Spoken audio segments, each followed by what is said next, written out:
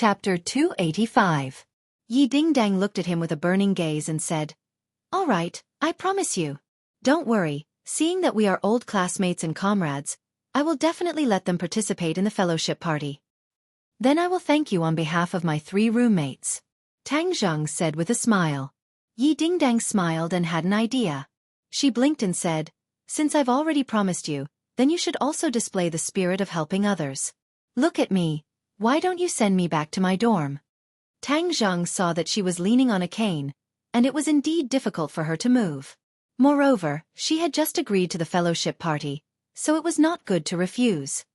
"All right, I'll send you back to your dorm. Hold me for a while." Yi Dingdang stretched out a hand and placed it on Tang Zheng's shoulder. The gazes of the others were immediately attracted. Who knew how many boys wanted this honor? Just now, there was someone who wanted to escort her back, but was mercilessly rejected. Who would have thought that such a beautiful thing would be taken advantage of by Tang Zheng? Many people could not help but feel envious and jealous. Tang Zheng did not feel that this was a good job. After all, Yi Dingdong's contrast was too great. Being so gentle was not like her style, which made him feel a little vigilant. "Hold my waist." Yi Dingdang took the initiative to say. Tang Zheng was helpless. He could only hold her waist with one hand and let her other hand reach over his neck and rest on his other shoulder. The two's bodies were close to each other. It was the end of September, but the temperature in Beijing was still not low. The two of them were only wearing a thin camouflage uniform. This kind of intimate contact could even feel the temperature of each other's skin. Tang Zheng could clearly smell the scent on her body. At the same time, an endless stream of purine energy was transferred from Yi Dingdong's body to Tang Zheng's body. Since Tang Zheng's cultivation had improved, the speed at which he absorbed the purine energy had obviously increased a lot. However, he still couldn't store the purine energy in his dantian like that night with Lu Qingmei. This was something that Tang Zheng had tried for a long time but failed to do. That night, he had absorbed too much purine energy, even exceeding the consumption of pure yang energy in his body. That was why he was able to store it. Ever since Lu Qingmei quietly left, such a good thing had never happened again. Currently, the purine energy he absorbed was disappearing bit by bit in his meridians, neutralizing with the pure yang energy. During this period of time in the capital, his pure yang energy did not erupt, so for the time being, his life was not in danger. Tian Chanzi had once said that the pure yang energy would erupt like a geyser at the age of 20.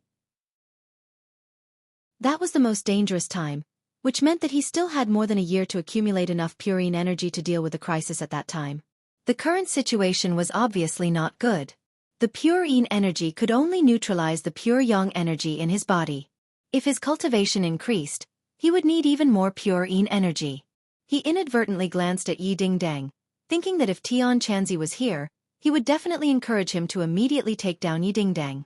"Have I been very haggard recently?"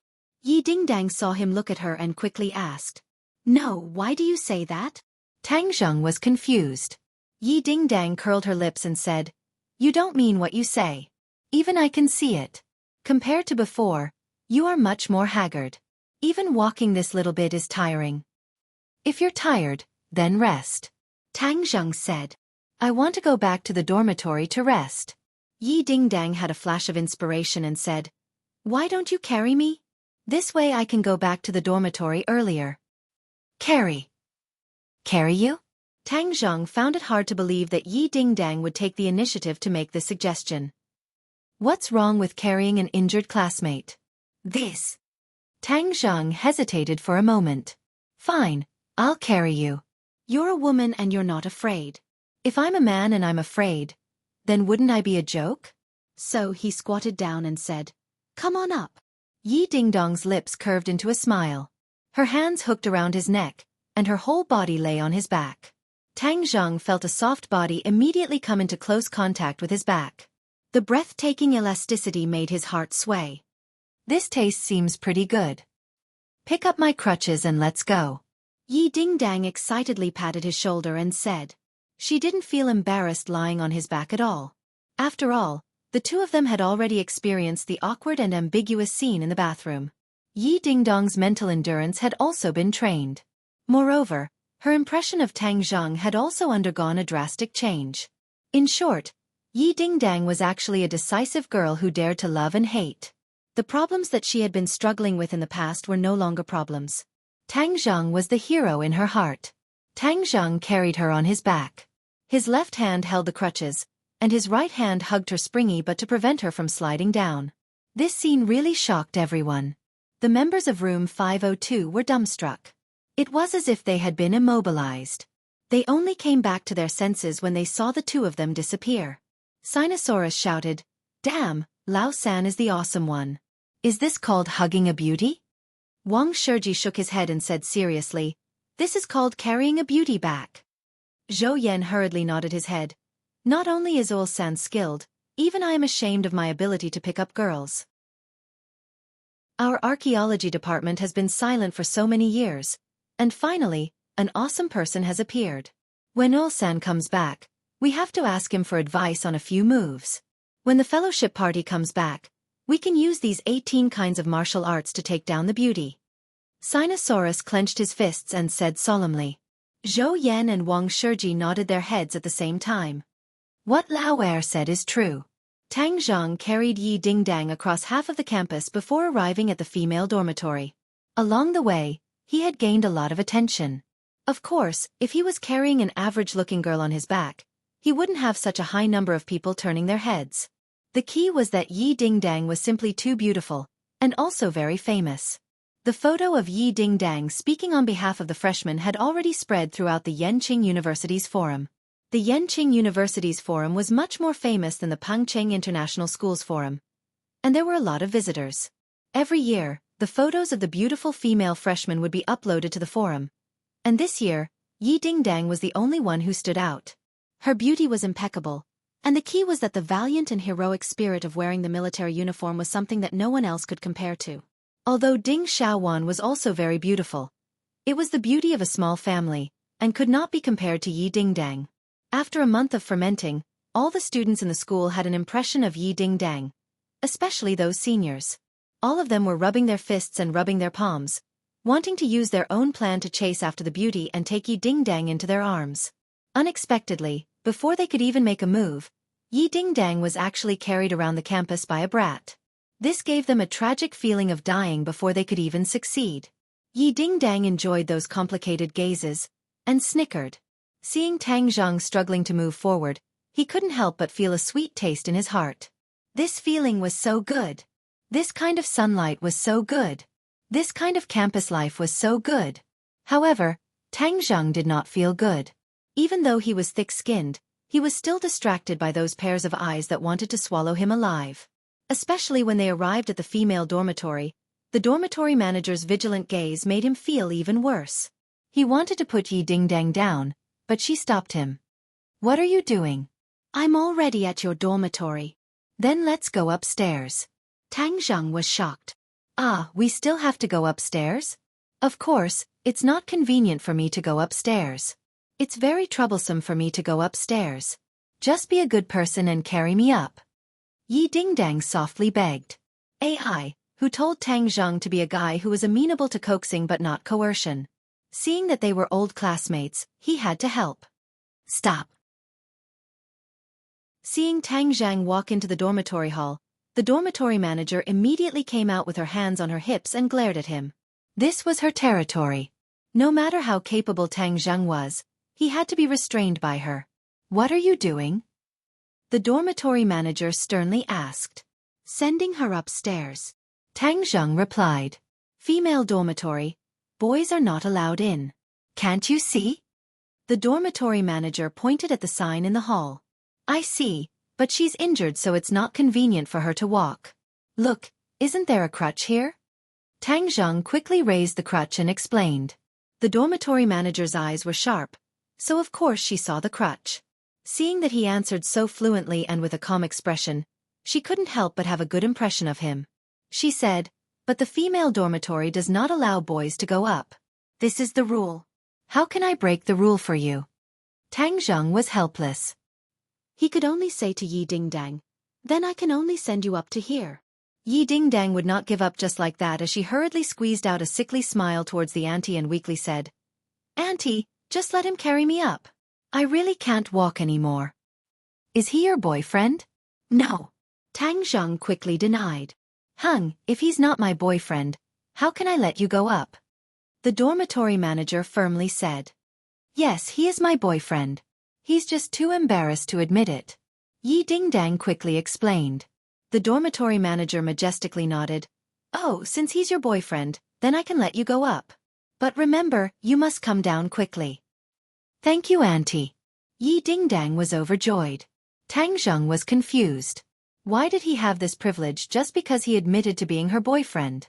Yi Dingdang did not give him a chance to think. She quickly patted him on the shoulder and signaled him to quickly go upstairs. Seeing the two go upstairs, the dormitory manager's face revealed a smile. She muttered to herself, Auntie was once young. How can I not understand your thoughts? This beautiful girl clearly has feelings for that little handsome guy. It's just that she didn't expose him. Auntie can only help you up to here. Of course, Tang Zheng did not know about the dormitory manager's painstaking efforts. He huffed and puffed as he climbed up to the 3rd floor. Along the way, he met several girls who looked at Yi Dingdang enviously. To have a boyfriend carry her upstairs was truly a blessing. Yi Dingdang's lips curled up. She pointed to room 306 and said, We're here, she said as she opened the door. Tang Zheng only saw a white figure. Then several screams rang out. With a bang, the door was fiercely slammed shut. Tang Zheng actually did not see anything. He only heard a series of screams. Then his eyes were covered by Yi Dingdang's hands. What did you see? Yi Dingdang anxiously asked. I didn't see anything. I only heard screams. What happened? Tang Zheng calmly replied. Yi Dingdang let out a sigh of relief and said, It's good that you didn't see anything. Creak. The door was opened from the inside, and 3 girls stood at the door, eyeing Tang Zheng like a tiger eyeing its prey. The weather was already hot. They had been standing in the square formation for half a day. They were already tired and hot. So when they returned to the dormitory, they could not wait to take a shower. Then they wandered around the dormitory wearing only their underwear. They did not expect the door to suddenly be pushed open. A boy stood at the door.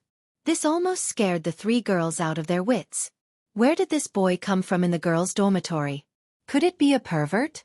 This thought flashed through their minds, and they instinctively slammed the door shut. Then, they quickly put on their clothes and opened the door aggressively. They wanted to see what kind of ambitious leopard dared to behave atrociously in the girls' dormitory. They did not expect that this person had not left yet. He stood at the door like a block of wood. When he saw the 3 of them, he even revealed a smile that he thought was brilliant. Chapter 286. Tang Zheng revealed a smile that he thought was bright and sunny, but in the eyes of the 3 girls, it was extremely hateful. It was this person who had just opened the door and peeked at them. Before they could harshly complain, they saw Yi Dingdang come out from behind Tang Zheng's head. Yi Dingdang embarrassedly said, Sorry, I was the one who opened the door. I didn't know the situation inside was like this. The 3 of them didn't know where to vent their anger, so they could only glare hatefully at Tang Zheng. Tang Zheng was very innocent. I was wronged. Moreover, I really didn't see anything. It was 2F** king not worth it. Looking at his embarrassing appearance, Yi Dingdang couldn't help but want to laugh. Tang Zheng decided to leave this place first, so he put Yi Dingdang down and said, I've already sent you here. I'll leave first. Sit for a while. Yi Dingdang urged him to stay. Tang Zheng didn't want to sit. Those 3 pairs of eyes wanted to kill him. He didn't dare to risk universal condemnation and immediately ran downstairs. It had to be said that birds of a feather flocked together. Yi Dingdong's 3 roommates were indeed not bad looking. It just depended on whether or not the 3 brats in the dorm had the means to catch up with them. Yi Dingdang was helped into the room by her roommates. Then, the 3 of them looked at her with a smirk. One of them asked, Dingdang, tell us honestly. What is your relationship with this handsome guy? Right, during the military training, rumors about the 2 of you were all over the place. This time, he was the one who carried you back to the dorm. If you say there's nothing between the 2 of you, we won't believe it. Another person agreed. Dingdang, if you don't tell us the truth, then we were seen for nothing. I'm going to find this handsome guy to settle the score. Another person said slyly. Yi Dingdang looked at her three roommates and said naturally, "He and I are high school classmates. You already know this. Then tell us what we don't know. Do you really like him?" Yi Dingdang revealed a smile and nodded. "I didn't think much of him before, but now I think he's getting more and more interesting." "Yo, a man's smell, right? Have you smelled it? You've been lying on his body for so long. Of course you've smelled it." Another person joked. "You bunch of perverts." Yi Dingdang rolled her eyes. "My relationship with him is still very pure. That means in the future, you won't be pure. But I don't think he's good enough for you." Not good enough. Yi Dingdang couldn't help but think of her parents' warning. They believed that Tang Zheng was definitely a rich husband, so how could he not be worthy of her? Moreover, Tang Zheng was indeed outstanding. He was so outstanding that she often felt ashamed of her inferiority. The others didn't know what she was thinking. Seeing her pondering, they advised, "Yeah, Dingdang, you're so outstanding. I'm afraid the number of people pursuing you will line up from our dormitory to the school gate. He's definitely not the most outstanding. Why should you consider him?" Yi Dingdang smiled mysteriously. "Maybe she's pleasing to the eye." She's pleasing to the eye. The three of them were incredulous. How could such an explanation work? "Well, don't talk about me. I haven't even started dating him yet." Yi Dingdang realized that she had a good impression of Tang Zheng, so she didn't hesitate. She was a woman who dared to love and hate. If she liked someone, she liked them. If she didn't, she didn't. Let me tell you guys a piece of good news. Tang Zheng's dormitory wants to have a social gathering with our dormitory. Let's plan a time and have a meal together. A social gathering? They're from the archaeology department. Aren't they all nerds in the archaeology department? What's so interesting about that? One of the fashionably dressed people curled his lips. The archaeology department isn't full of nerds. There are many interesting people. I've interacted with the people in their dormitory, and I don't think they're stupid. So let's agree to it. Just treat it as making a few more friends. Yi Dingdang advised. "All right, Dingdang, for your sake, we'll agree to it. Actually, it's not bad if there's someone worthy of being friends with. At the very least you have to take a liking to it first." Hee, that's right. This group of women had an unusually high standard. Tang Zheng walked out of the school gate and took the bus to Fengyang School. The capital was very big, and the traffic was very heavy. Fortunately, Tang Zheng changed to the subway and spent more than an hour to reach Fengyang School. The two of them had already contacted each other, so Fengyang was already waiting at the school gate. "Boss, I'm here." Fengyang waved his hands excitedly and shouted, "Whiz!" A white little guy turned into an afterimage and jumped into Tang Zheng's arms. Tang Zheng felt that he had been hit by a strong force. This little guy's strength seemed to have increased by quite a bit. If it was an ordinary person, they would have been knocked over by it. Squeak, squeak. Xiaobai wriggled around in Tang Zheng's embrace and cried out non-stop, as if he was acting coquettishly. Tang Zheng stroked its snow-white fur, and it squinted its eyes in enjoyment. "Boss, I really missed you to death." Fengyang opened his arms to give Tang Zheng a big hug, but Xiaobai stood up straight and bared his teeth, as if he was not going to let him snatch Tang Zheng's embrace. Fengyang slammed on the brakes and stopped in his tracks, looking at it embarrassedly. Xiaobai proudly wagged its tail and kept acting coquettishly in Tang Zheng's arms, as if this was its privilege and it was not allowed to be invaded by others. Looking at the embarrassed Fengyang and the fear in the depths of his eyes, Tang Zheng raised his eyebrows and asked, "What's wrong? Did something happen to Xiaobai?" Squeak.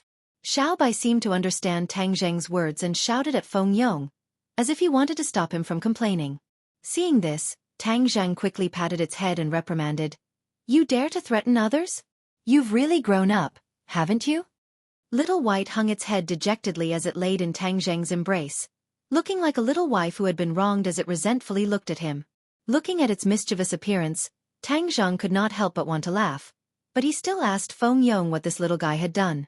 Fengyang said hesitantly, "Boss, Xiaobai is not a puppy, right?" "It's not. As for what kind of beast it is, I don't know." Tang Zheng said honestly.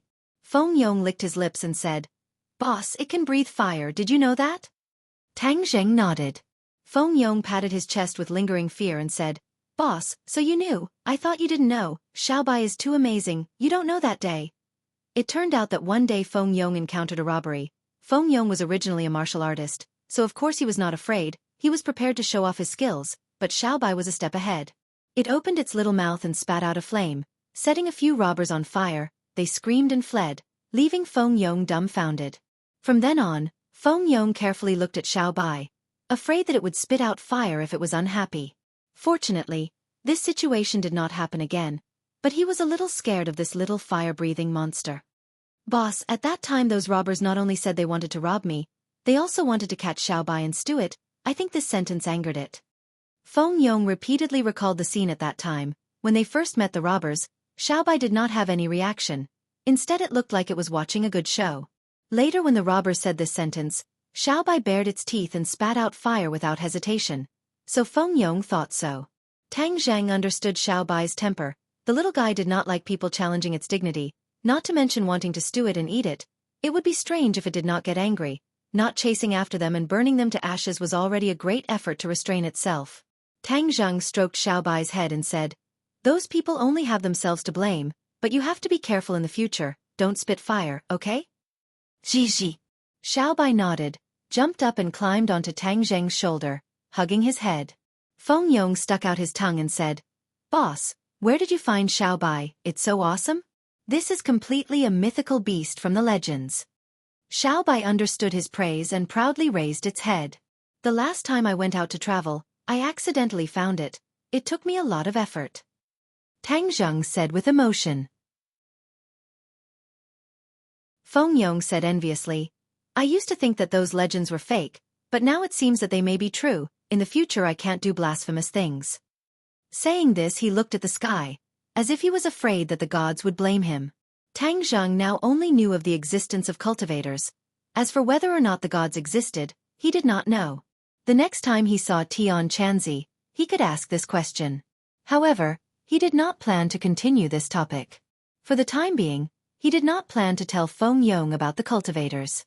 Cultivators were different, and they were being hunted down by the martial organization. So telling Feng Yong was not a good thing. Speaking of the martial organization, Tang Zhang was very confused about the jade pendant. Marshall said that the jade pendant was the martial organization's, but the jade pendant was related to his life. Could it be that his life was related to the martial organization? He could not think of the reason, and he did not want his life to be related to the martial organization. After all, he was a cultivator, and the martial organization specialized in hunting cultivators. The two of them were like fire and water. If his life was really related to the martial organization, then he would be in trouble. So after he returned to the capital, he did not take the initiative to investigate this matter, as if nothing had happened. "Boss, let's go eat first. After we eat, I'll take you around our school," Feng Yong said. Tang Zheng nodded. The two of them went to a restaurant outside to eat, and then walked around the school. This school was slightly smaller than Yenqing University, but it was still a famous school in the capital. Along the way, they saw many girls wearing revealing clothes, causing Feng Yong's eyes to almost fall out. Tang Zheng's heart moved, and he asked, "Fatty, didn't you say that you wanted to make the first move and take down a girl as soon as possible? How come I see you still alone?" Feng Yong said with a smile, "The flowers are dazzling, and there are too many girls. I haven't had time to look at them one by one, and I haven't chosen a target yet." "Then you continue to work hard. Now come with me to the computer city. I want to buy a computer," Tang Zheng said. "Buying a computer? I'm the best at this." Feng Yong's eyes lit up. He used to be an otaku, and he also fiddled with the Pengcheng International Schools Forum. He was much more familiar with computers than Tang Zheng. Tang Zheng did not have high requirements for a computer. He bought a computer so that it would be convenient for him to study in the future, and for him to video chat with Feng Shishir. In the past month, the two of them did not have much contact with each other. After all, international calls were inconvenient, and video chat was more comfortable when they could see each other. However, in the end, Feng Yong gave Tang Zheng a set of top-quality computers that cost tens of thousands. Tang Zheng was not short of money, so he casually swiped his card to pay for it. "Boss, tomorrow is National Day, and there are no classes. I'll go to your school and walk around," Feng Yong said. "Okay, stay in our dorm." Our dorm mates are not bad. You can get to know each other. Tang Zhang brought Feng Yong back to Yenqing University. As soon as he entered the door, he was blocked by his roommates. 3 pairs of eager eyes looked at him. Chapter 287. OL3, how's the social gathering going? Sinosaurus asked impatiently. Sogu, 360. Soso searched JDXS to download novels for free. Tang Zheng laughed involuntarily and said, looking at your impatient appearance, it's settled. Haha, OL3, I knew that you would definitely succeed. This is for the happiness of the rest of our lives. Sinosaurus laughed. Zhou Yan and Wang Shiji also had looks of joy on their faces. I think it's more like the happiness of the lower body. Boss, what social gathering? Feng Yong came out from behind Tang Zheng and asked curiously. Who is this? Sinosaurus and the other 2 looked at Feng Yong curiously. Feng Yong hurriedly greeted the 3 of them as if he was familiar with them. Hello everyone, I am the boss's little brother. My name is Feng Yong. Nice to meet you all. Wow, OL3, you actually have a little brother. You're too awesome. The 3 of them were shocked and couldn't help but exclaim. Tang Zheng laughed and said, don't listen to Fatty's nonsense, he's my good brother. He came here to play for a few days during the National Day. Sorry to disturb you. Feng Yong cupped his hands. You're treating me like an outsider. If you're OL3's brother, then you're our brother. Sinosaurus put his arm around Feng Yong's shoulder. Brother, Tick, tell us about OL3's past. Isn't he very powerful? Of course he's powerful. You don't know that not only is Boss's martial arts powerful, he's also our province's top scorer in science. Feng Yong said with pride. Wow, top scorer in the college entrance examination? The 3 of them were shocked. Their college entrance examination results were very good, but they were far from being the top scorer in a province. Didn't I hear that your province's top scorer in science was Takashi? Zhou Yan asked curiously. TSK, Takashi. He dares to say that he's the top scorer in the college entrance examination. I'll blow his head off with one punch. This brat isn't a good person at all. By the way, I remember that he is also a student of your Yenqing University. How is Takashi doing now? Feng Yong snorted in dissatisfaction. Sinosaurus and the other 2 looked at each other in astonishment. There was actually such a complicated story behind this. From the looks of it, Ol-san and Takashi were not on good terms. Sinosaurus said, Takashi is a popular figure now. He was even commended during the military training. Really? F***CK, are your school's leaders all blind? Even praising this kind of person? Feng Yong was indignant. Wang Shiji glanced at Tang Zheng. Seeing his calm expression, he hurriedly said, Takashi is indeed not a good person. Didn't you hear that he abandoned his team and ran away first? Besides, the credit for the military training this time should go to third brother. It's just that Takashi took advantage of it. What? Takashi dares to steal boss's credit? Feng Yong was filled with righteous indignation. Boss, you are magnanimous enough to not argue with him, but I must avenge you. Back then, he was so hateful in school. I didn't expect him to be so awesome when he came to Yenqing University. Tang Zheng patted him on the shoulder and said, Calm down. It's just a clown. Don't worry about it.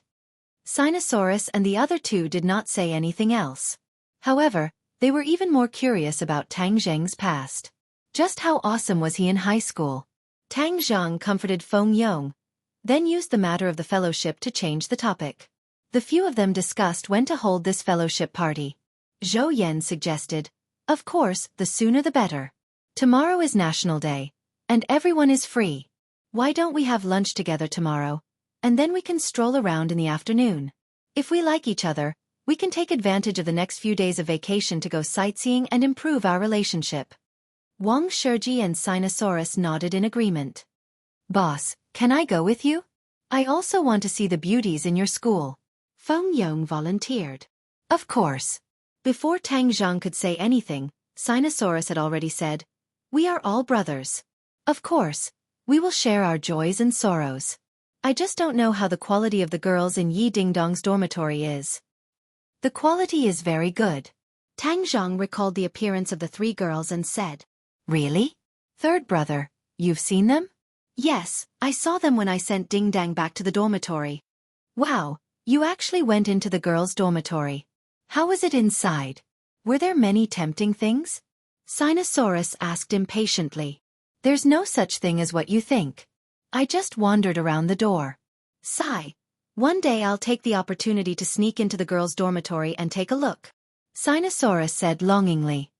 "Then you have to find a girlfriend first. Do you think you're third brother? You're so charming that you can even get a beauty like Yi Ding Dang." Zhou Yan said. "Wow, boss. You really got Sister Ding Dang? Haha, I knew you could do it. You don't know that my boss is a love saint." Back then, even Sister Ding Dang chased after him. Feng Yong said with a smile of exultation. Sinosaurus and the other two were shocked and exclaimed, "Damn, third brother, how many more awesome things do you have? Tell us all together so that we can worship you. You're making our hearts unable to take it." Wang Shiji said seriously, "Yes, this is the unanimous decision of the dormitory. Third brother, tell us the truth." Tang Zheng didn't know whether to laugh or cry, and said, "It's just some trivial matters, don't listen to Fatty's nonsense. Yi Ding Dang and I actually don't have anything going on." "You're lying through your teeth. You even carried Great Beauty Yi back to the dormitory today. If there wasn't any relationship, would she let you carry her?" Zhou Yan joked with a smile. Tang Zheng didn't know whether to laugh or cry. He could only find an excuse to say that he wanted to discuss tomorrow's social gathering with Yi Ding Dang, so he avoided the trial of 502 members and ran to the balcony to make a phone call. The next day was National Day. The members of 502 woke up early in the morning to wash up and dress up. Even Feng Yong was no exception. He kept muttering, "Boss, if I knew I was going to meet a beauty, I would have prepared a set of clothes before I came. You're pretty handsome like this. Besides, you're just getting to know a few new classmates. There's no need to make it so grand." Tang Zheng said. Sinosaurus used a hairdryer to dry his hair as he said, "Oh well, 3, this is what you mean by a full man doesn't know. You have Great Beauty Yi, so of course you don't have to care so much about your image. This is the first time we've met a beauty, so of course we have to leave a good impression." Looking at the few of them carefully dressing up, Tang Zheng noticed that Wang Shiji's expression darkened. He had only brought a total of 3 sets of clothes, and they were all very simple t-shirts and casual pants. Compared to Zhou Yan and the others, they were a little inferior. Tang Zheng patted Wang Shiji's shoulder and said, "Boss, nowadays beauties like to return to their natural state. Their fancy dressing might not be useful, so they have to do the opposite to attract the attention of beauties." Wang Shiji smiled shyly and said, "In the past, I rarely interacted with girls. They all said that I should interact more with the opposite sex in university, so today, I'm just going to broaden my horizons." After tidying up, Tang Zhang carried Xiao Bai and the few of them headed straight for the female dormitory. After waiting for a while, 4 beautiful women walked out. The graceful figures of the 4 beauties with different styles were of course an impeccable scenery. Even the passers-by couldn't help but cast sidelong glances at them. Sinosaurus and the others' eyes immediately lit up. They suppressed the urge to rush up and carry the beauties home and welcomed them with a smile. The 4 beauties had faint smiles on their faces as they sized up the 5 of them.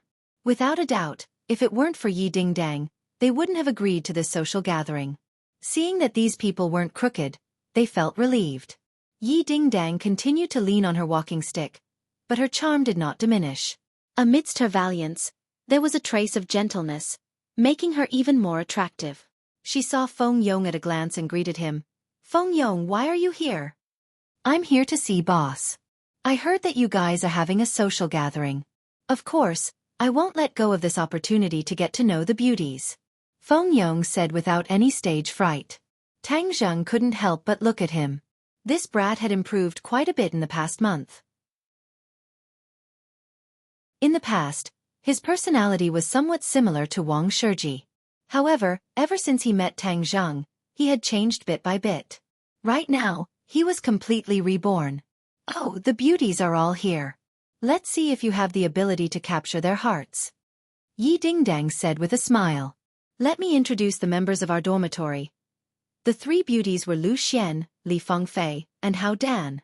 The 3 of them had different outfits. Lu Xian wore denim shorts and a pair of flat shoes, showing off her youthful vitality. Li Fengfei wore a fiery red dress. Most people wouldn't be able to pull off such a color, but it was just right on her, fashionable and generous. Hao Dan wore a tutu skirt with 2 ponytails, looking very cute. Yi Dingdong's attire was a bit more simple. Long pants and a shirt wrapped around her slender legs, giving off a sense of gentleness and elegance. "Where are we going to eat?" Yi Dingdang asked. Tang Zhang said an address and added, "This is a private restaurant. It's not as noisy as outside." Fourth brother said that the food is pretty good, so he booked a table yesterday. "Okay, then let's go. How are you guys going to get there?" Li Fengfei asked. "Let's take a taxi. It's too troublesome to take the bus," Tang Zheng said. Li Fengfei said without batting an eyelid, "You guys take a taxi. I'll drive and take the 4 of us." She shook the car keys in her hand. The few boys looked at her in surprise. It was rare to see university students driving to school. This showed that the other party's family was well off. Tang Zheng's expression didn't change as he said calmly, "Then you guys go first. We'll be there soon." Li Fengfei's lips curled into a faint smile as she walked towards a bright red car. Yi Dingdang looked at Tang Zheng and said, "Tang Zheng, take the same car as us. Otherwise, the 5 of you won't be able to fit in a single taxi." Sinosaurus and the rest were envious. To be able to sit in a car with 4 beauties was a great honor. They hurriedly pushed him and said, "Third brother, go on. We'll be there soon." Tang Zheng didn't reject and nodded his head in agreement. Li Fengfei turned her head and looked at Tang Zheng with a hint of displeasure in her eyes. It was as though she didn't want him to get in her car. However, she didn't say anything in the end. Hao Dan, on the other hand, turned her attention to Xiao Bai, who was in Tang Zheng's embrace, and asked in surprise, "Is this your puppy?" "Yes. Can I hug it?" "Sure." Hao Dan took over Xiao Bai.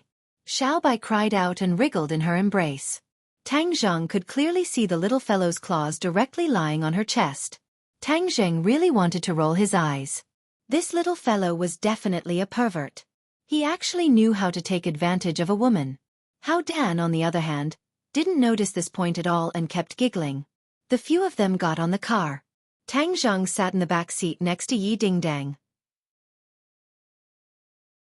The car sped up and arrived at their destination. This was a low-rise building in the downtown area. It was extremely rare in the city center where tall buildings were everywhere. A waiter stood at the door and led the few of them to the private room they had booked. This building had its own universe. From the outside, it didn't look like much. However, inside, there were small bridges, flowing water, and pavilions. It was incomparably elegant. The few girls were a little surprised.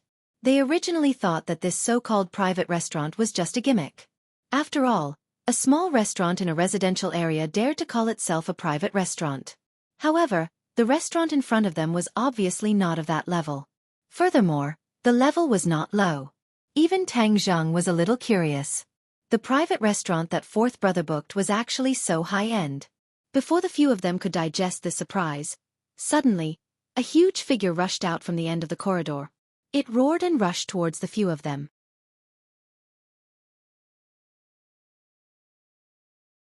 Chapter 288. The giant creature that suddenly appeared was a Tibetan Mastiff. It was furry and fierce. It opened its bloody mouth and directly rushed toward Tang Zheng and the others. The girls immediately froze in place as if they had been immobilized. They opened their mouths and screamed. Whoosh! A small white figure jumped out of Hao Dan's arms and directly rushed toward the Tibetan Mastiff. Bang! The Tibetan Mastiff flew out like a cannonball and hit the wall. The small white figure steadily landed on the ground, wagging its tail and looking at the ugly big guy with contempt. All of this happened in the time it took for a spark to fly off a piece of flint. Even Tang Zheng did not have the time to react before Little White made a counterattack as smoothly as flowing water. The screams came to an abrupt end. Everyone stared at the scene in bewilderment. How could the Tibetan Mastiff fly out? It seemed that it was hit by Xiao Bai. But how could it be? Even though Yi Dingdang was experienced and knowledgeable, she couldn't find a reasonable explanation. Moreover, she had seen Xiao Bai a long time ago. She didn't have any special feelings for it. How could it be so monstrous? It was like its owner. Xiaobai showed off his strength and squeaked twice at the Tibetan Mastiff. The Tibetan Mastiff, which had stumbled to get up, stared at Xiaobai fiercely. Xiaobai took small steps and leisurely walked toward the Tibetan Mastiff as if he was taking a stroll. The Tibetan Mastiff stepped back step by step. The fierceness in its eyes decreased sharply. It actually showed fear. These two guys, one big and one small, were completely different. But the Tibetan Mastiff was obviously afraid of Xiaobai, which made the others feel that this scene was very unreal. Tang Zheng felt that it was very normal. Although more and more rich people domesticated the Tibetan Mastiff as a pet, it always maintained a wild nature in its genes. This was also the nature of most animals. It was more sensitive to danger than humans. Other people saw Xiaobai as an ordinary puppy, but in the eyes of the Tibetan Mastiff, Xiaobai was a powerful enemy that it dared not fight against. Therefore, every time Xiaobai took a step forward, the Tibetan Mastiff would take a step back. Xiaobai strolled leisurely, while the Tibetan Mastiff took a step forward. When Tang Zheng was about to stop Xiaobai from showing off, he heard an angry shout. "Who hurt my General Wei Wu?" There was a wound on the Tibetan Mastiff's back. Blood dyed its black fur red. This was the result of hitting the wall just now. A burly man walked out in large strides. He was incomparably furious, glaring at Tang Zheng's group. "Who hurt my General Wei Wu?" The man stroked the head of the Tibetan Mastiff and asked sternly. Everyone subconsciously looked at Xiaobai. Xiaobai raised his head high, looking very proud. The man glanced at Xiaobai, then automatically ignored it and looked at the only man in the group, Tang Zheng. "Who are you?" the man shouted. Before Tang Zheng could answer, the waiter had already introduced him in a trembling voice. "Young Master Feng, these are the guests who have come to eat." This young Master Feng did not even look at the waiter and said arrogantly, "When I speak, how can you interrupt?" With that, he slapped the waiter, making it impossible for her to avoid it. With a slap, 5 finger marks appeared on the waiter's face. The waiter covered his face, tears about to fall, but he did not dare to make a sound. He stood at the side, trembling. The girls were so scared by this battle that their bodies trembled. Although they were proud sons of heaven, they were still students who had just entered the university. They had never seen such an unreasonable person. "You dare to injure my General Wei Wu, that means you have some skills." "Forget it. My General Wei Wu has not displayed his might for a long time. Today, you have the honor of seeing my General Wei Wu's power." Young Master Feng said with interest. Tang Zheng had long since frowned. He was not sure who the so-called young Master Feng was, but when he looked at Yi Dingdang, she also shook her head slightly. Obviously, although she had only been in the capital for a few months, she did not know the other party's background. The capital was filled with crouching tigers and hidden dragons. All sorts of powers were gathered here, and there were many big shots. This young Master Feng was definitely someone with a certain status. But Tang Zheng did not care. He even dared to deal with the martial sect and the Li Palace. How could he be afraid of this rich second generation? "Your Tibetan Mastiff suddenly jumped out and almost hurt my companion. You don't know how to discipline your own pet, yet you still dare to be so arrogant. Could it be that there is no law in the capital?" Tang Jing asked. "Law?" Young Master Feng was startled for a moment, then suddenly laughed out wildly. "Interesting, really interesting. Today, I actually met someone who talked about the law with me." Young Master Feng's eyes were filled with ridicule as he continued. "Since you are talking about the law with me, then I will take both of your arms later and grind my General Wei Wu's teeth." Yi Dingdang did not say anything. Although the other party had an extraordinary background, he knew that Tang Zheng would definitely not be afraid. After all, he did not even give face to Tang Zheng back then, but she remained calm and unruffled, watching the show without the slightest bit of fear.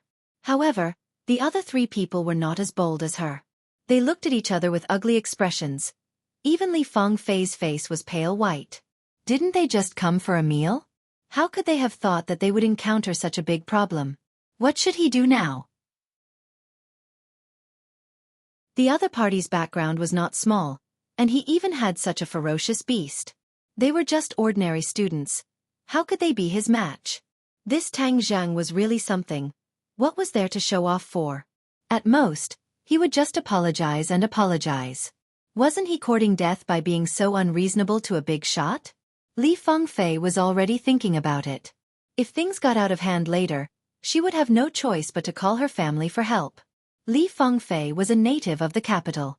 Her family ran a small business, which was why she was able to live without worries.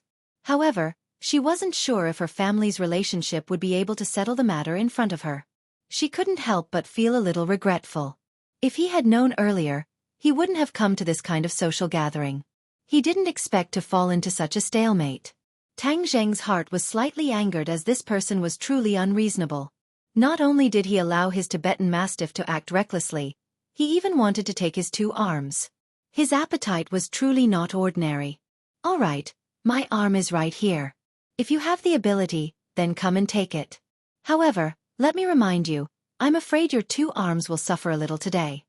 Tang Zheng was not afraid at all, and instead said lightly, "Haha, boasting shamelessly.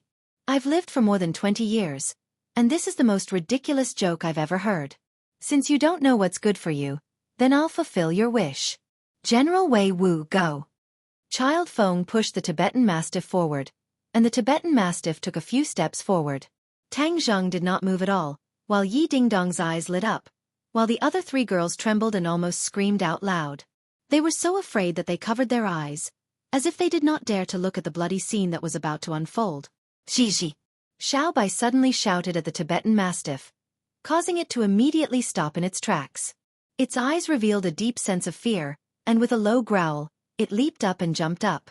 However, it did not pounce on Tang Zheng, but turned and pounced on its master, Child Feng, with its bloody mouth biting down on his neck. If this bite landed, it would directly bite off the other party's neck. This scene was beyond everyone's expectations. The 3 girls screamed again. Why would the Tibetan Mastiff attack its master for no reason? Had it gone crazy? Tang Zhang and Yi Dingdang knew that the Tibetan Mastiff had not gone crazy, and that the instigator of all of this was Xiao Bai. Its 2 cries seemed to be in order for the Tibetan Mastiff to attack its master, and the Tibetan Mastiff did not even have the slightest ability to resist. Tang Zheng was a little surprised. He knew that Xiao Bai was not simple, but he did not expect that he could control the actions of other beasts. Child Feng was the one who was the most surprised. He had originally been waiting for the Tibetan Mastiff to pounce on Tang Zheng and bite off his 2 arms, but he realized that all of this was impossible. The Tibetan Mastiff that he had raised for a few years had actually pounced on him. Child Feng was not afraid, but instead, he was furious. A beast was a beast, and at the critical moment, he actually dared to turn around and attack. Without any hesitation, a fierce look flashed across his eyes, and with a stretch of his hands, he directly grabbed the head of the Tibetan Mastiff that was pouncing over. Roar! The Tibetan Mastiff roared crazily and struggled non-stop, impatiently wanting to bite off his neck. Child Feng grabbed its head with both hands. Facing the pet that had followed him for a few years, he did not have the slightest bit of hesitation or pity. Kacha! He snapped the Tibetan Mastiff's neck in one swift motion. Tang Zheng was not surprised at all. The moment the Tibetan Mastiff counterattacked, he knew that the Tibetan Mastiff would not be able to harm this Child Feng. This was because the other party was a warrior, and his cultivation was not low either. To be able to reach the 2nd stage of the post-celestial stage in his 20s, this was enough to show that the other party was very powerful, and his identity was not simple either. But so what? You deliberately provoked me. Can't I retaliate? Tang Zheng had never thought of repaying evil with good. He believed in a tooth for a tooth, an eye for an eye. Since the other party wanted those 2 arms, then he would return the favor. Of course he would have to remove the other party's 2 arms as well. However, before he could react, Child Feng's reaction was extremely intense. He felt that he had lost a lot of face, to actually be attacked by a pet that he had raised for a few years. He looked at Tang Zheng with an ashen face, then looked at Xiao Bai. Just like Tang Zhang and Yi Dingdang, he could tell that the Tibetan Mastiff's sudden betrayal was due to Xiao Bai's influence. In other words, this puppy was definitely not simple, and was countless times more precious than his Tibetan Mastiff. Thus he started to have ideas about Xiao Bai. First, he took care of Xiao Bai's master, and then, Xiao Bai would naturally become his pet. This pet that was even more awesome than the Tibetan Mastiff was definitely the only one, and the others could only be envious of it in the future. Thinking of this, he was very excited. However, he had to vent his anger on this brat right now. To deal with an ordinary person, he, a 2nd stage post-celestial stage warrior, felt like killing a chicken with a butcher's knife. However, in front of so many beauties, it was indeed a beautiful thing to display one's strength. Furthermore, there was a top-grade beauty among them, and she was even a martial artist of the 9th grade of body refining stage. He had seen countless women, and this kind of top-grade beauty was rare. Since the other party was with this brat, he could not let them go. He walked towards Tang Zheng step by step, and an invisible pressure suddenly increased. Especially Li Fengfei and the other two, they almost couldn't breathe, their faces were pale, and they were trembling. Li Fengfei's hand had already touched the phone in her bag, and she wanted to call home for help. Seeing his roommate's terrified expression, Yi Dingdang comforted him in a low voice. "Don't worry, with Tang Zheng here, he won't be able to cause any big waves." His words were filled with incomparable confidence in Tang Zheng. The three girls didn't know whether to laugh or cry. At this time, Yi Dingdang was actually not worried at all.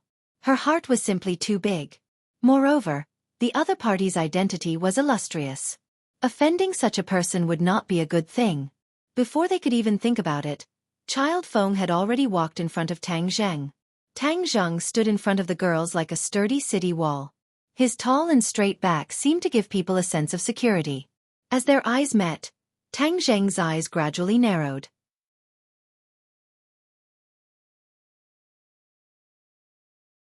Chapter 289. Child Feng reached out his hand to grab Tang Zheng's arm, but Tang Zheng arrived first, and actually grabbed onto Child Feng's arm first. Kacha! Before Child Feng could react, his two arms were directly removed and drooped weakly on his shoulders. Both sides attacked as fast as lightning. Before the others could even see what was going on, the outcome had already been decided. Child Feng did not scream loudly, but he could not help but let out a painful groan. The veins on his forehead bulged as he stared at his opponent with his mouth agape. How could the other party be faster and more accurate than him? He was a second-stage post-celestial stage warrior, and this person was obviously no different from an ordinary person. Tang Zheng glanced at him lightly and said, "I said that your two arms would suffer a little. I didn't go back on my word, right? Who exactly are you?" Child Feng's forehead was already drenched in cold sweat. There were not many people in the capital who dared to deal with him so brazenly. "Ordinary people," Tang Zheng said indifferently.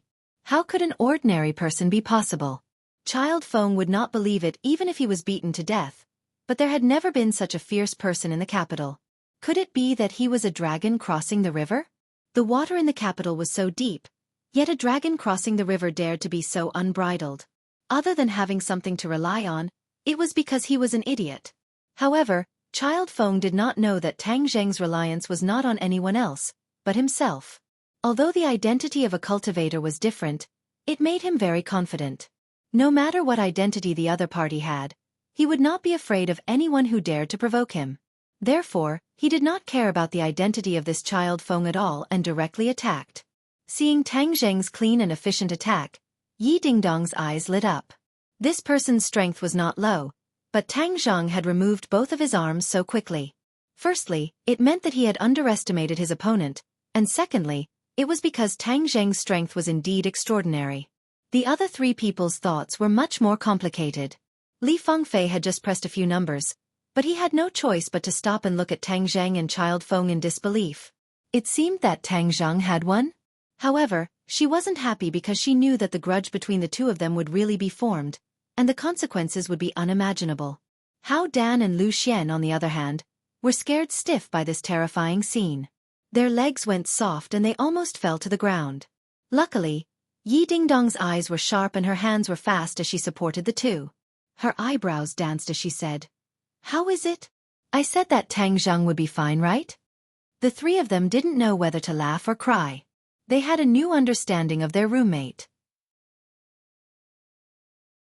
Did she really not know what fear was? "Hey, what's going on here?"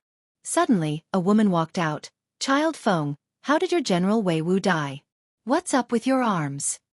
The woman blinked her bright eyes. She was not afraid at all. Instead, she was interested.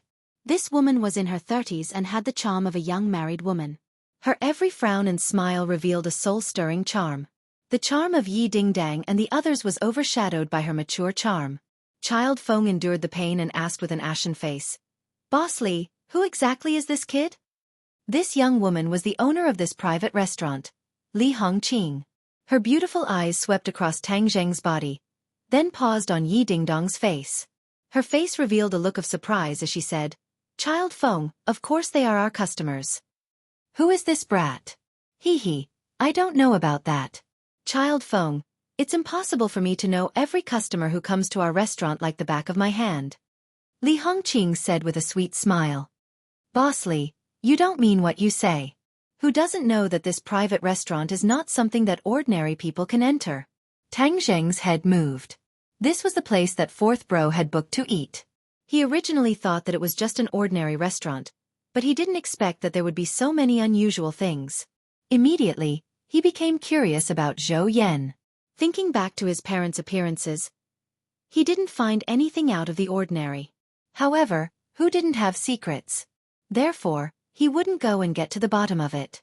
Li Hongqing only smiled but did not answer and said, "Mister, what grudges do you have with Child Feng? This small shop does not care, but this small shop has always had a rule, and that is, do not fight in the shop, so please let go of Child Feng." Yi Dingdang could not figure out Li Hongqing's background, but without a doubt, the other party was not a martial warriors, and did not have any ill intentions, so he let go of Child Feng. Child Feng immediately retreated a few steps, stared fiercely at Tang Zheng, and then said to Li Hongqing, "Boss Li, since you said that you wouldn't allow people to fight in your shop, then what do you say about him injuring me this time?" Li Hongqing smiled and said, "Then I don't know who made the first move, but if this Mr. made the first move, then I will definitely keep him and give you an explanation, Child Feng." Child Feng's expression changed slightly, and said, "Of course he made the first move." Yi Dingdang curled his lips and said, "A grown man is not ashamed to lie. There are so many pairs of eyes watching here, everyone can clearly see who made the first move." Li Hongqing smiled and said, "Child Feng, it seems that this young lady has a different opinion." "Humph, who does she think she is? Boss Li, do you believe her words or do you believe mine? You can weigh it yourself." Li Hongqing looked left and right, as if she was deep in thought. Tang Zheng looked at the lady boss with interest. She was not a martial warriors, but this Child Feng was so afraid of her, which meant that her identity was not ordinary. Maybe there was some big shot behind her, and from the looks of it, this private restaurant was really not ordinary. "Child Feng, as a woman, I am more willing to believe in women," Li Hongqing said solemnly. "You." Child Feng's expression suddenly changed. "All right, Boss Li, I will remember." "Child Feng, take care. Remember to visit our shop again next time." Seeing the Child Feng drooping his arms and angrily leaving, Li Hongqing acted as if she did not see his anger and said enthusiastically, "Pa pa pa." Yi Dingdang lightly clapped her hands and praised, "The lady boss is truly bold. I've made a fool of myself.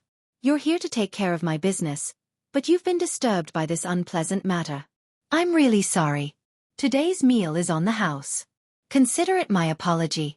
Li Hongqing took the initiative to say. Everyone had already guessed that the cost of a meal here would not be small. She had actually given them a lot of face by waiving the bill. The lady boss is truly a forthright person. If there is a chance in the future, I would like to come and sit for a while more," Yi Dingdang said from the bottom of her heart. Li Hongqing laughed.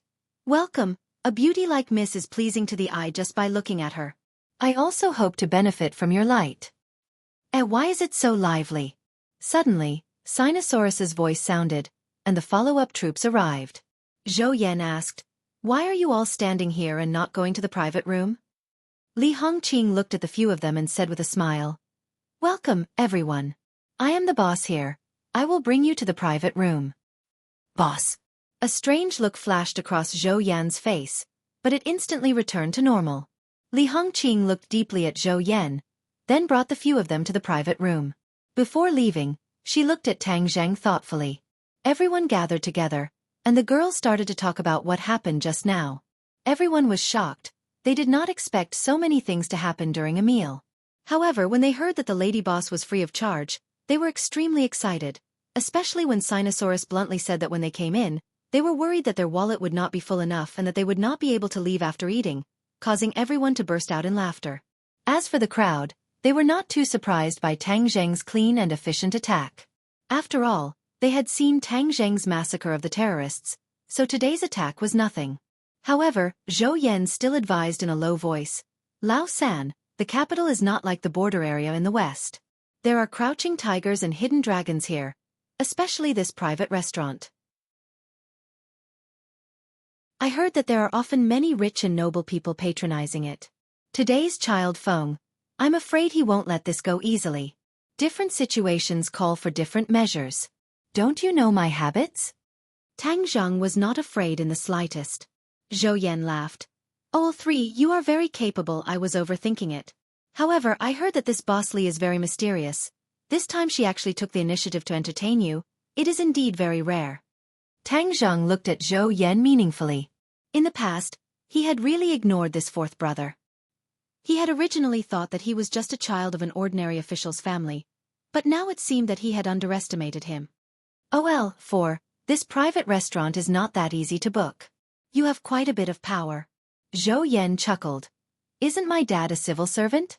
Actually, I've only heard of this restaurant before. Today, I've come to broaden my horizons. Not long after, a large table of delicacies was served. The dishes looked, smelled, and tasted good, especially the taste, which made one's tongue salivate. Yi Ding-dang knocked on the red wine glass, indicating that he had something to say. Everyone quietened down, and Yi Ding-dang coughed lightly and said, This time, we are basking in the light of these handsome guys, coming to such a grand place to eat, so in order to express our gratitude, I suggest that everyone toast first. It's our honor to know so many beauties. Come, everyone, cheers. Sinosaurus said as he raised his wine glass. Now that everyone is familiar with each other, I will say a few more words. If anyone sees eye to eye with each other today, then don't be courteous and make your move as soon as possible. Especially the few handsome guys. Look at how beautiful these few beauties are. If you don't take the initiative, then you won't have a share. Yi Ding-dang said generously. Haha, since great beauty Yi says so, then we won't be polite. Everyone chatted and laughed, the atmosphere was warm, and the feeling of unfamiliarity between them gradually disappeared.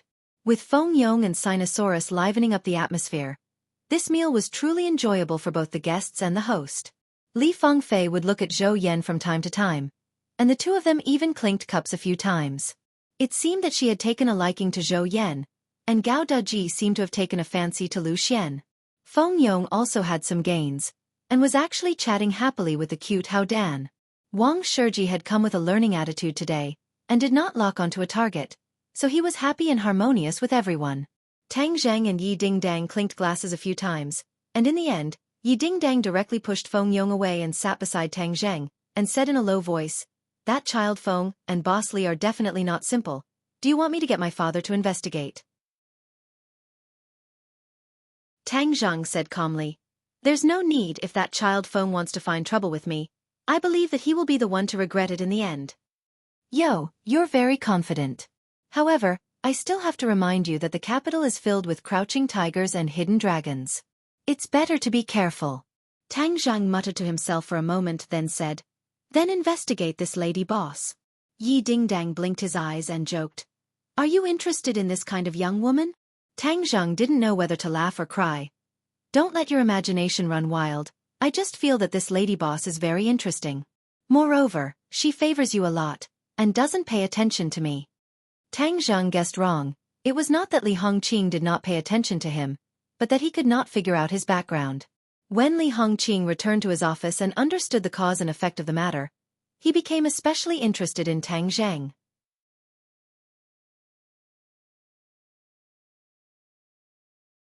Chapter 290. Li Hongqing's investigation of Tang Zhang was superficial. When Tang Zhang and the others left the private restaurant, she did not find out anything. She only knew that he was a new student at Yenqing University. Sogu, 360, Soso searched JDXS to download novels for free. But for Yi Ding-dang, she did recognize him at first glance, because she did not have the words blame yourself in her past life. I really don't understand this group of profligate sons. But then again, aren't you one of them? No wonder you know them so well. Tiske, don't talk nonsense. How could I be someone like them? Moreover, I started out halfway. What kind of profligate son am I? Yi Ding-dang curled his lips and said unhappily, While they were talking, a commercial car stopped in front of the two of them, blocking their path forward. A few fierce-looking people jumped down. At the same time, the few people behind them quickly surrounded them. They attacked from the front and back, leaving the two of them with no way out. "Come with us." A few of them actually took out their pistols and pointed them at the two of them as they said coldly. Tang Zheng's pupils constricted. He dared to use a gun on the streets of Beijing. It seemed that this child Feng was not an ordinary person. The two of them were bold and were not afraid at all. However, they said generously, "Let's go, lead the way." Tang Zheng was confident that he could get rid of them before the other party opened fire, so of course he would not be afraid. Yi Dingdang even looked like she was watching a good show. The person was stunned for a moment, as if he did not expect Tang Zheng to be so easy to catch. He said coldly, "At least you know what's good for you. Get in the car." The two of them were escorted into the car and then roared away. Along the way, a few people kept their guns aimed at the two of them, afraid that they would make a move. After all, they had been told that the two of them were not ordinary people. Xiaobai opened her eyes wide and curiously watched this scene. She opened her mouth, as if she wanted to spit out fire and turn these people into charcoal at any time. Yi Dingdang glanced at the little fellow from time to time. The scene of it dealing with the Tibetan Mastiff was still vivid in her mind, making Yi Dingdang extremely interested in it. It was just that Tang Zheng refused to tell her where it came from even if she was beaten to death. He only said that it was a small dog, leaving Yi Dingdang helpless. However, in her heart, she did not believe this kind of lies. The MPV stopped at the back door of a private club. They walked in from the back door, took the elevator to the 5th floor, and stopped outside a door. Before the door opened, Tang Zheng heard a faint roar coming from inside. "I will definitely hide that brat and feed him to the dogs. He dares to go against me in the capital. This kind of person must die." This voice belonged to the arrogant child Feng from before. "Young Master Feng, we want to see just who dares to touch the earth on top of our heads." Another person said, "Yes, young Master Feng, we brothers will support you. We will definitely make this brat unable to return." To dare to provoke the 4 young masters of Beijing, he must have eaten a leopard's guts. Tang Zheng looked at Yi Dingdang and asked in a low voice, "What are the 4 young masters of Beijing?" Yi Dingdang curled her lips and scoffed, "I don't dare to be interested in these hedonistic circles at all. They are all a group of people relying on their parents' shadow to bully others, so I don't know what the 4 young masters of Beijing is." "Don't speak." A few big men shouted angrily to stop him. "Young Master Feng, don't be angry. Later, we'll play with that guy to vent our anger," a woman's voice advised. Dong dong. The big men knocked on the door. The room quietened down, and then young Master Feng's voice sounded, "Come in." With a creak, the door opened, and Tang Zheng and Yi Dingdang were escorted in. Immediately, the room quietened down, and everyone's gazes turned to Tang Zheng and Yi Dingdang. Young Master Feng was the first to laugh out loud. "Haha brat, we meet again. This time you're dead for sure." The others also looked at Tang Zheng in ridicule, but after a while, they looked at Yi Dingdang, and their eyes lit up. These hedonistic young masters were very picky with their mouths, and had already seen countless beauties, but characters like Yi Dingdang were extremely rare. "Young Master Feng, your luck is not bad. There's actually such a beauty. Although you were injured this time, you still earned it. Hehe," someone said with a smile of exultation. Young Master Feng's gaze also fell on Yi Dingdong's body for a while, not concealing the desire in his eyes. Tang Zheng and Yi Dingdang calmly looked at this group of people. There were a total of 10 of them, and without a doubt, they were all wearing famous brands and were arrogant. Tang Zheng even saw a few female movie stars who often appeared on TV beside the mechanical man. These female movie stars did not have their usual high and mighty appearance. Instead, they were extremely respectful towards the hedonistic young masters beside them. Tang Zheng was greatly disappointed, so he did not pay too much attention to it. However, he recognized a familiar person in the crowd, and Yi Dingdang also recognized this person, Yi Meiyu. Yi Meiyu also looked at the two of them in surprise, but she did not say anything. She did not rush to speak, but instead stared at the two of them as if she was watching a good show. Tang Zheng and Yi Dingdang did not say anything, but they had no choice but to re-examine this young Master Feng. Since Yi Meiyu was in this circle, it meant that this young Master Feng's family was part of the Ye family's circle.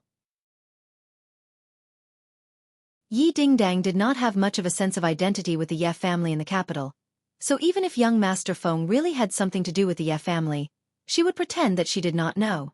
As a result, due to the tacit understanding between the two sides, no one knew Yi Dingdong's identity.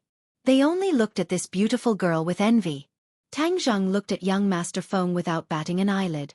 His arm was bandaged, and although Tang Zheng's 2 strikes did not injure his foundation, he still needed to rest for a few days.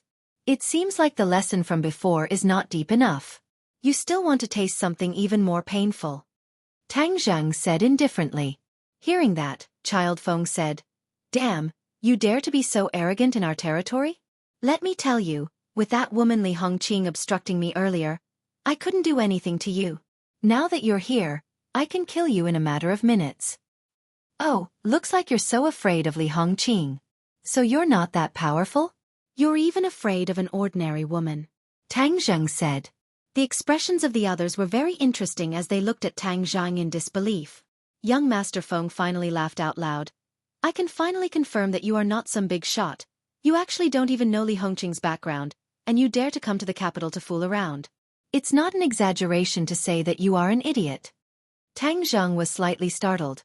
Was this Li Hongqing that powerful? The others also looked at him with ridicule and said, "This brat really thinks of himself as a dragon crossing the river. Humph, the capital is filled with crouching tigers and hidden dragons. This kind of dragon crossing the river is the fastest to die. It can't even make a splash. Yes, you don't even know Li Hongqing's name. You really are a nobody." Looking at the looks of disdain on everyone's faces, Tang Zheng was truly curious about Li Hongqing. Just what was so magical about this woman? "You don't know, and I don't have the obligation to tell you.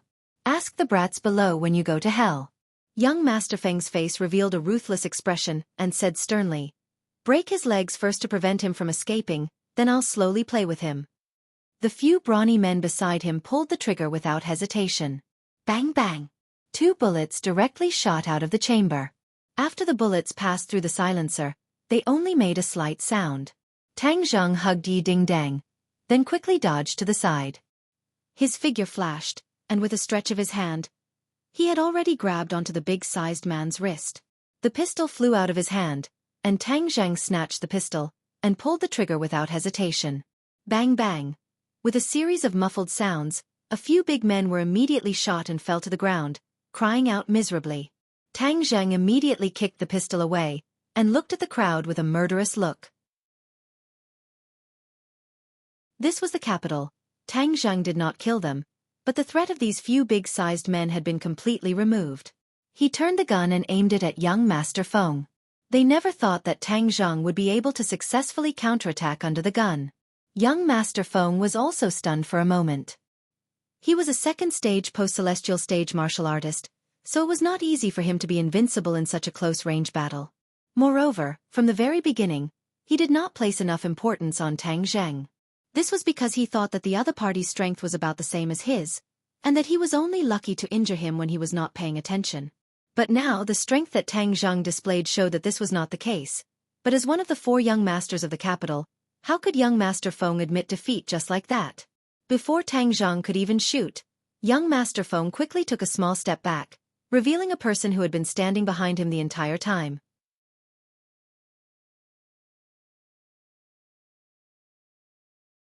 Chapter 291. Once the person behind the scene was revealed, Tang Zheng and Yi Dingdang both felt a chill in their hearts. This was because this person was also a martial artist and an expert at that. Even from a distance of a few meters, they could clearly feel his surging inner strength. Sogu, 360, Soso search JDXS to download novels for free. Child Feng revealed a complacent look and said, "Now you know what it means to be afraid, right? Humph. You dare to cause trouble in my territory? Today, I will teach you how to write the word, death." When the others saw Tang Zheng knock down a few gun-wielding men in an instant, they were shocked, and some of them even panicked. After all, these hedonistic sons were not all warriors like Child Feng. They were basically ordinary people, and most of them were unwilling to suffer the hardships of practicing martial arts. Due to Child Feng's family reasons, the men in his family had to practice martial arts. Even if he was unwilling, it would be useless. However, when they saw the person behind Child Feng walk out, They all heaved a sigh of relief. They had actually forgotten about such an important person. With him here, this brat was simply insignificant. Tang Zheng stared at the other party. From the other party's body, he could feel the unique aura of a pre-celestial stage expert. He had already interacted with many pre-celestial stage experts, so this feeling was very sharp. He couldn't help but feel a little annoyed. These hedonistic sons were really annoying. They weren't very strong themselves, but the family behind them was too strong. Just like that Qin Lao who had protected Songyu back then, he was a 5th stage pre-celestial stage expert. This middle-aged man did not have the calmness of Qin Lao that was as deep as an abyss, but he gave off a sharp feeling that made one's heart palpitate. Yi Dingdang said in a low voice, "This person is very powerful, we might not be his match." Tang Zheng obviously knew this, but if Child Feng wanted his life, could it be that he would kneel down and beg for mercy, begging the other party to let him go? Although Yi Dingdang had revealed her identity, this battle would definitely not start, but Yi Dingdang had a look of watching a good show, so how could the proud Yi Dingdang be willing to reveal her identity? Didn't this mean that he was afraid of death? In fact, Yi Dingdang was very similar to Tang Zheng. They both believed that victory was won with their own fists. No matter how strong the enemy was, they would not admit defeat, let alone use their identities to scare others. Therefore, when facing this innate master, neither of them retreated. It was as if the soles of their feet were rooted to the ground as they stared at each other without moving an inch. "Raging Inferno, take him down for me, and then I'll slowly torture him to death," Child Feng ordered sternly. Raging Inferno was the name of this pre-celestial stage expert. He was an expert that Child Feng's family had roped in, and was in charge of protecting Child Feng. However, everyone in the capital knew the name of the Child Feng, and no one dared to deal with him. Thus, the Raging Inferno did not follow him closely. And this time, encountering Tang Zheng was a complete accident, which was why Child Feng had suffered so much at the hands of Tang Zheng. Raging Inferno knew that he had failed in his duty, so when he saw Tang Zheng, he revealed his sharpness. He was determined to take down Tang Zheng and show his face in front of the Child Feng. Of course, although he could not see through Tang Zheng's cultivation level, from the way Tang Zheng attacked just now, he could tell that Tang Zheng's strength was far inferior to his, so he was full of confidence. Raging Inferno walked towards Tang Zheng with large strides, like a hunter facing his prey, displaying extreme confidence. Tang Zheng did not hesitate to pull the trigger. A stream of bullets poured out, covering the sky and covering the earth as they shot towards his opponent. His shots were not aimlessly fired, but shot towards Raging Inferno, covering all the fatal points on his opponent's body. This person was much more powerful than the few men from before. Tang Zheng had trained with firearms in the army, and even though he was not proficient, he was still an expert. His hands were steady and careful, and he was not to be outdone by many veterans who had trained with guns for many years. These bullets whistled through the air, but there was not much fire. He pushed his palms forward. Boom! A wave of air surged out, and the bullets shot out to the side, shooting into the surrounding walls. This was the difference between people. Although Tang Zheng was not afraid of this kind of bullet, he would not take it head-on like this. Instead, he would dodge. However, as a pre-celestial martial artist, Raging Inferno was obviously more skilled. He directly used an even more gorgeous move to counterattack, causing the eyes of others to light up. Especially this group of hedonistic young masters, many of them actually whistled excitedly. This kind of explosive scene was rare. It was much more explosive than the gorgeous special effects in movies, and it was easier to make one's blood boil. Tang Zheng's blood could not boil at all.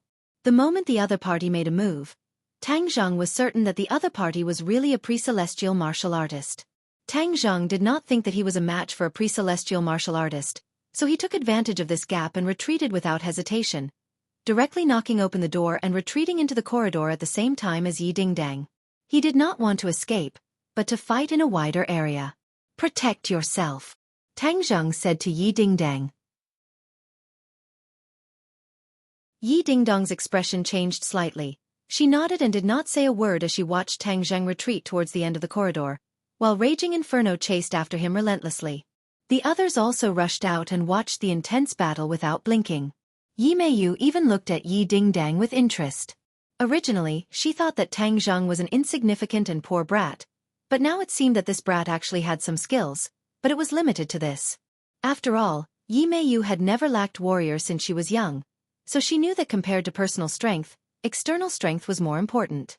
As a result, he did not think highly of Tang Zheng, and instead looked at Yi Dingdang with disdain. This wild girl who suddenly came back from the outside wanted to compete with him for a position in the Ye family. Humph, this time I'll get rid of you first. The others did not know about Yi Meiyu's sinister intentions, and Yi Dingdang did not care either. He nervously watched the battle between Tang Zheng and Raging Inferno, and also kept a distance from the others, preventing them from sneaking an attack on her. The strong qi wave made it so that no one dared to approach, and they could only watch from afar.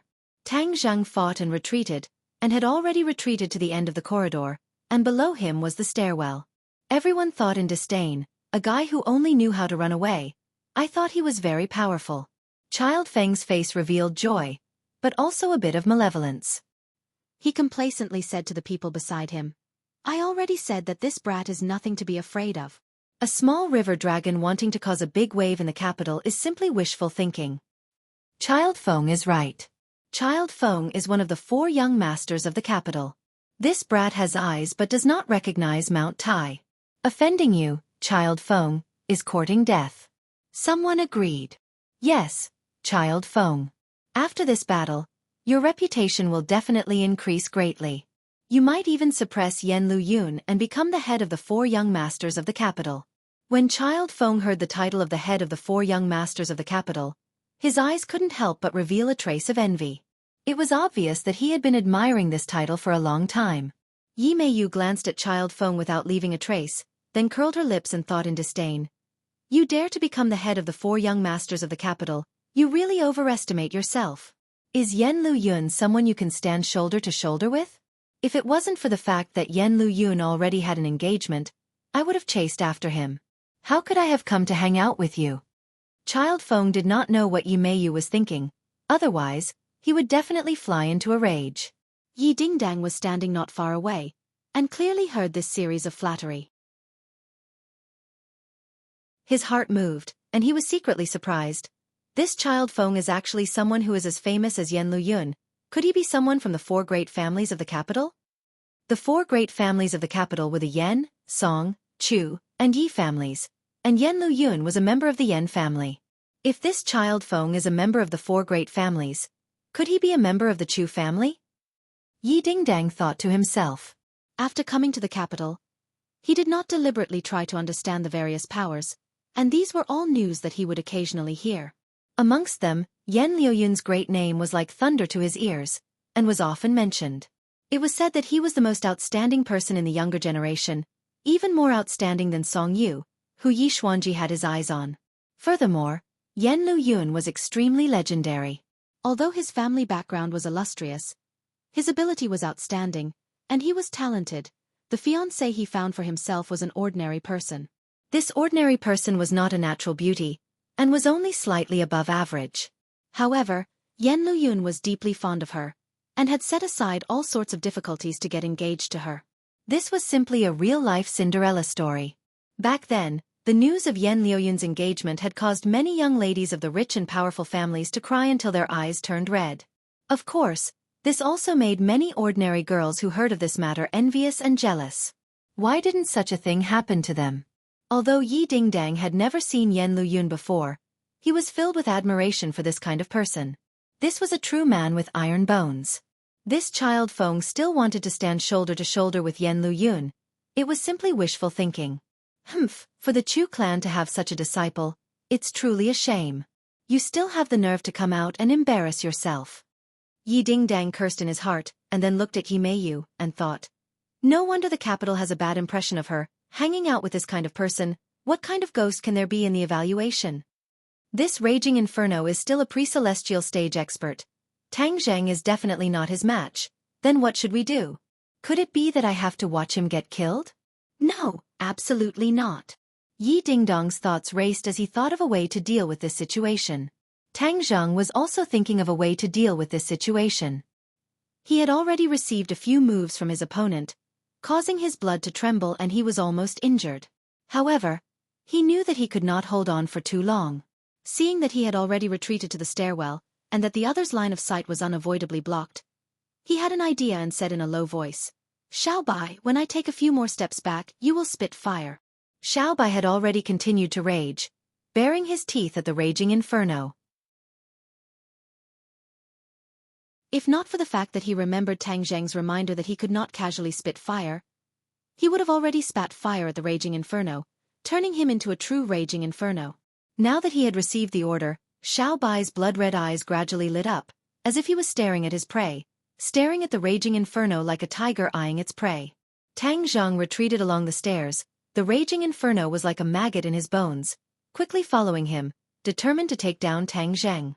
Because the child Feng had given the order to take down the opponent and kill the opponent, the raging inferno had not used its ultimate move, which put a layer of shackles on the raging inferno.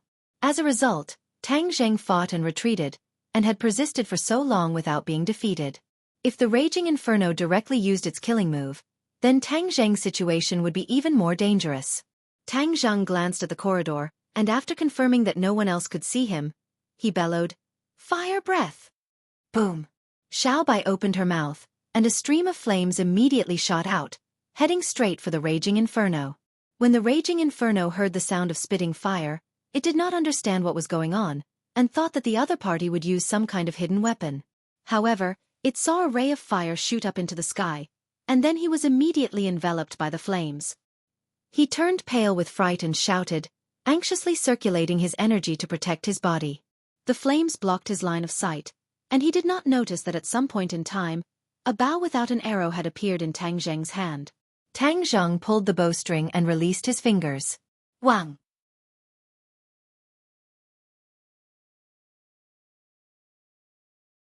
Chapter 292. The raging fire really turned into a ball of flames and flew backwards from the stairwell. The others only had time to hear a miserable scream, and then a huge ball of fire flew out. Net fire? How could there be fire? Everyone was confused. Who was this fireman? Was it that brat or raging fire? No, it was definitely not raging fire. He was a pre-celestial stage expert. Moreover, this flaming man landed heavily on the ground, causing sparks to fly everywhere. He did not move at all. How could he be a pre-celestial stage expert? It could only be that brat. Even Yi Dingdang could not help but think so. After all, the difference in strength between the two sides was too great. Actually, she had already decided to call Yi Tianlei and ask him to save Tang Zheng. However, she did not expect that before she could even make the call, such a strange change had occurred in the battle, and a person had turned into a flaming man. Was this really Tang Zheng? She did not dare to continue thinking. Her hand that was holding the phone couldn't help but tremble.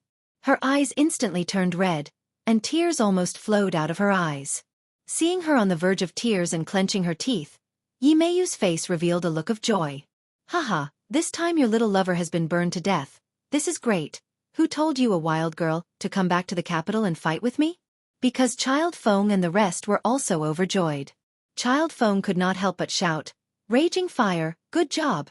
However, the cheers stopped abruptly. A person walked out from the stairwell and stood in front of the burning man. He stood in front of everyone. Immediately, the air seemed to have frozen, and only the crackling sound of the flames could be heard. Tang Zheng also felt very lucky. Just now, he had used Xiaobai to spit out fire to disturb the opponent's mind and vision, but he did not think that this would be enough to kill a pre-celestial martial artist. Therefore, he did not hesitate to add on an attack, using the heaven-shocking bow to shoot out an arrow that accurately hit the opponent's chest. At that moment, Tang Zheng even heard the sound of bones shattering. It had to be known that the heaven-shocking bow was a divine weapon that could cause a demon god's body to explode. Catching a pre-celestial martial artist off guard was indeed enough to take his life, and the facts had proven this point. Looking at the motionless Lai Hua on the ground, Tang Zheng knew that his fatal wound was not the flame, but the arrow. Of course, at this moment, he had already put away the heaven-shocking bow. The heaven-shocking bow was too shocking. He definitely could not casually reveal it. As if he had seen a ghost, Child Feng opened his mouth wide, as if his throat was tightly gripped by someone. He stared at Tang Zheng with wide eyes and muttered to himself, "Impossible, how can you kill Raging Inferno? He is a pre-celestial martial artist. How can you be his match?" However, everything before his eyes was a fact. Raging Inferno had indeed failed, and had paid the price of his life. Tang Zheng walked towards Child Feng, causing the others to subconsciously retreat, but Child Feng's legs felt as if they were filled with lead.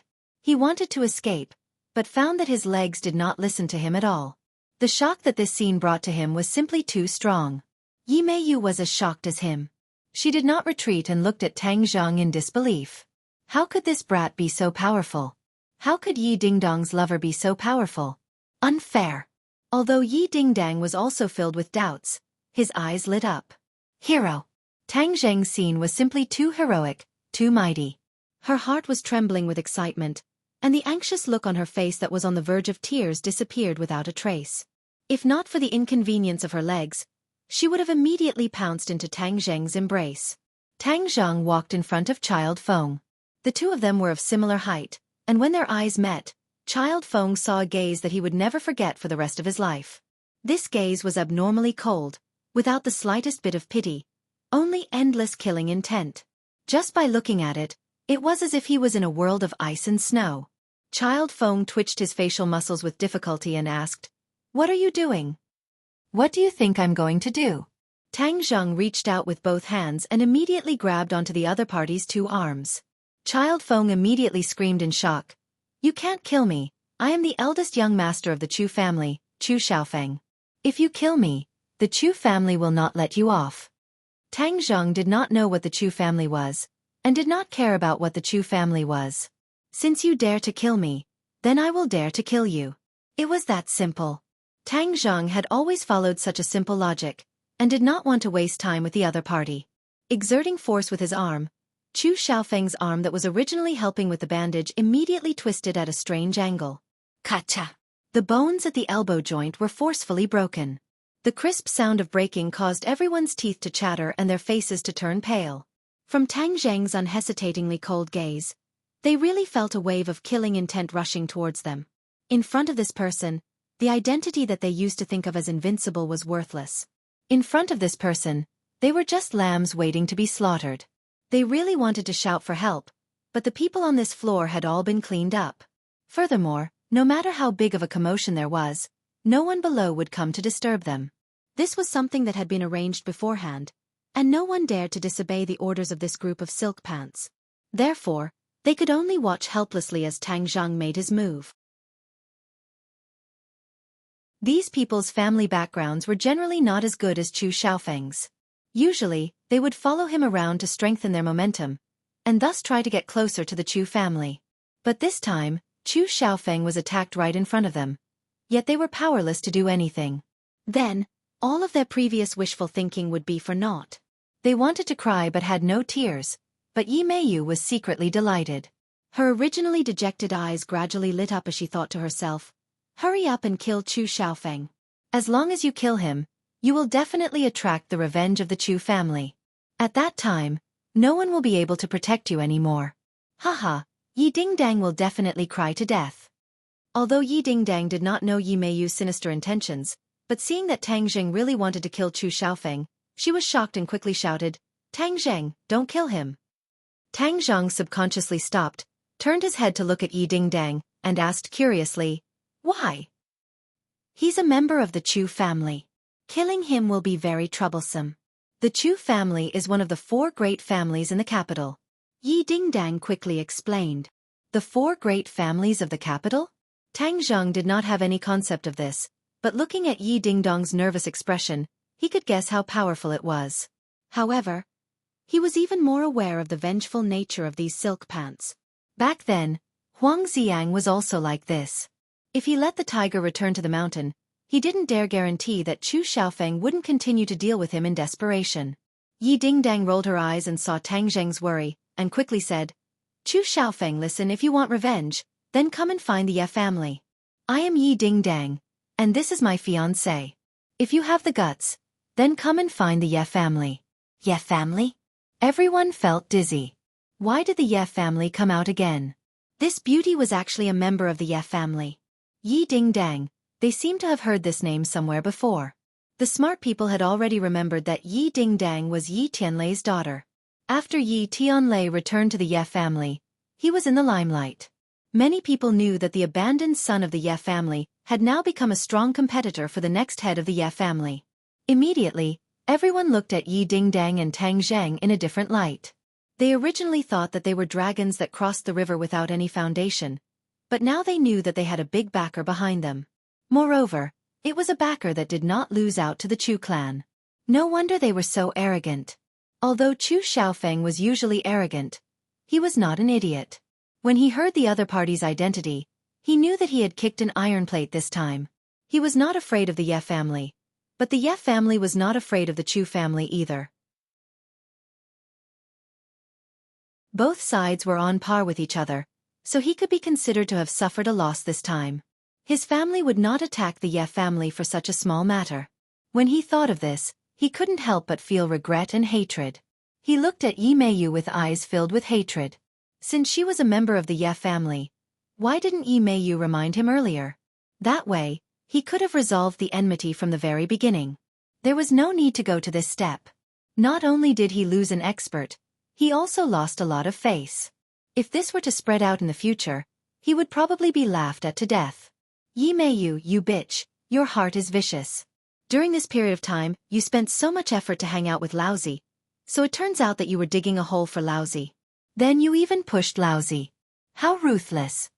Chu Xiaofan thought fiercely. Yi Meiyu looked at Chu Xiaofang's eyes and her heart trembled. She immediately understood the look in his eyes and her heart trembled. That look of hatred made her flustered. All her efforts during this period of time had gone down the drain. Yi Meiyu's goal of hanging out with Chu Xiaofan was not simple. She just wanted to hang on to Chu Xiaofan and then marry into the Chu family. This way, her position in the Ye family would quickly rise, and this would be beneficial for her father when he competed for the position of patriarch of the Ye family in the future. Back then, when Yi Xuanji had no hope of breaking through to the Great Master Realm, he thought of marrying into the Song family.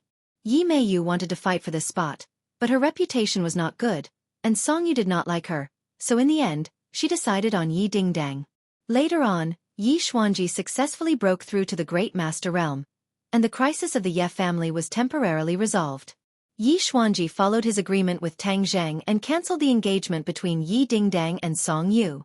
This caused the relationship between the Song and Yi families to become subtle, and it was no longer as strong as before. Yi Meiyu's thoughts were lively. After knowing that she had no hope of marrying into the Song family, she turned her attention to the Chu family. The young master of the Chu family, Chu Xiaofang, was also a standard playboy, with countless affairs, but Yi Meiyu did not care, as this was instead compatible with her usual licentious habits. Therefore, after interacting with Chu Xiaofang for a few days, the relationship between the two of them improved by leaps and bounds, and they were now a pair. If things went smoothly, it was very likely that they would get married in the future, and at that time, it would be a marriage between the Yi and Chu families, and both sides would benefit from it. Of course, the one who benefited the most was Yi Meiyu. However, all of this had collapsed at this moment today. From Chu Xiaofang's venomous gaze, it could be seen that he had imagined Yi Meiyu to be on the same side as Yi Dingdang, and that both sides were here to trick him today. Yi Meiyu wanted to cry, but she had no way to explain. Her heart was filled with anger as she stared at Yi Dingdang hatefully. Her perfect plan was about to succeed, but it was Yi Dingdang who ruined her plans again and again. Seeing Chu Xiaofang's venomous gaze, Yi Dingdang did not explain, nor did she have the mood to explain. Ever since she returned to the Ye family in the capital, Yi Dingdang had been targeting her. If she could ruin her plans this time, Yi Dingdang would be secretly happy. Chu Xiaofang, remember what I said just now. If you want revenge, then come to the Ye family. We will accompany you to the end. Tang Zheng, let's go. After Yi Dingdang finished speaking, he immediately held onto Tang Zheng's hand. Tang Zheng felt as if he had just woken up from a dream. He was shocked by Yi Dingdong's powerful words just now. When did he become Yi Dingdong's fiancé? Furthermore, he had made it public in front of so many people. Wouldn't that mean that he was going to confirm this identity? One had to know that this was just a fake identity that he had created to save her. He felt a soft palm in his hand and subconsciously looked towards Yi Dingdang. Yi Dingdang was winking at him, and he understood that it was better to leave this place first. He held Yi Dingdong's hand and walked downstairs, out of the clubhouse. Yi Dingdang heaved a sigh of relief. Seeing that Tang Zheng was still in a daze, she quickly explained, Just now, it was a temporary measure. If I didn't say that and push the blame onto the Ye family, then the Chu family would take revenge on you. This way, you would be in a very passive position.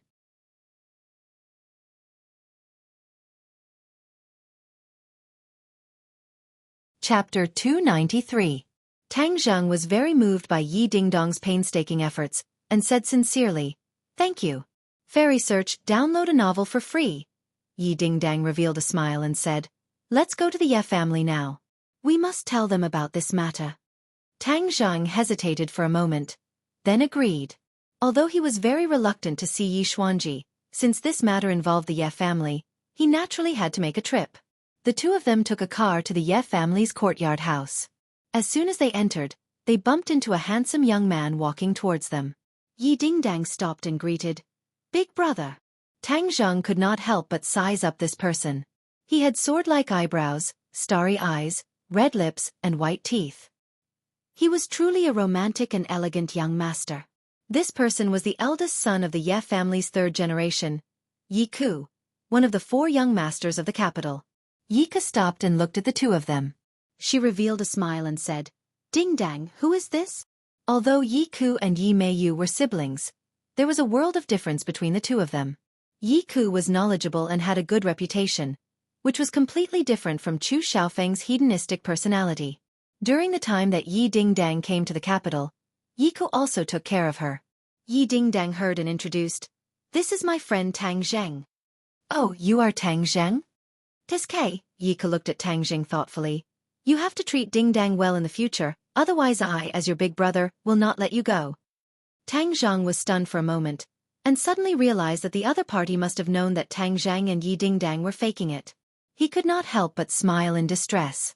Yi Dingdong's eyes flashed with shyness, but she did not explain and said, "Big brother, I'll go in first. I'll look for you when I have time." "Okay, you can go.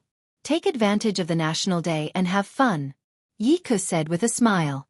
The two of them first went to Yi Tianlei's room. Yi Tianlei and his wife were there. They looked at Tang Zheng in surprise and said, "Little Tang Zheng, you're here. Take a seat." Yi Dingdang looked at her parents resentfully and said, "I'm your daughter. Why do I feel that you're closer to Tang Zheng than you are to me?"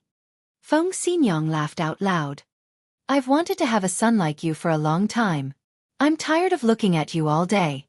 Everyone knew that Feng Xinyang was joking, so they didn't take it seriously. Yi Dingdang curled her lips and pretended to be wronged. "Humph. Biased. Look, I'm still injured." "You still have the nerve to say that. If it weren't for the little handsome brother protecting you, I don't know what would have happened. You're getting bolder and bolder. You actually went to the terrorists' lair without saying a word." Feng Xinyang poked her daughter's forehead and complained. "Everyone went. If I didn't go, wouldn't I be laughed at?" Yi Dingdang explained. Yi Tianlei said, "It's good to go and train. The children of the Ye family have always grown up in a greenhouse. If they don't experience the wind and rain, what kind of words would that be?" Feng Xinyang said, "Fortunately, there is Tang Zheng. If it weren't for him, we would have already dragged you back. Little handsome brother, I heard that your operation this time wasn't going well, and your credit was stolen by others?" Tang Zheng smiled faintly. "This little bit of credit doesn't matter."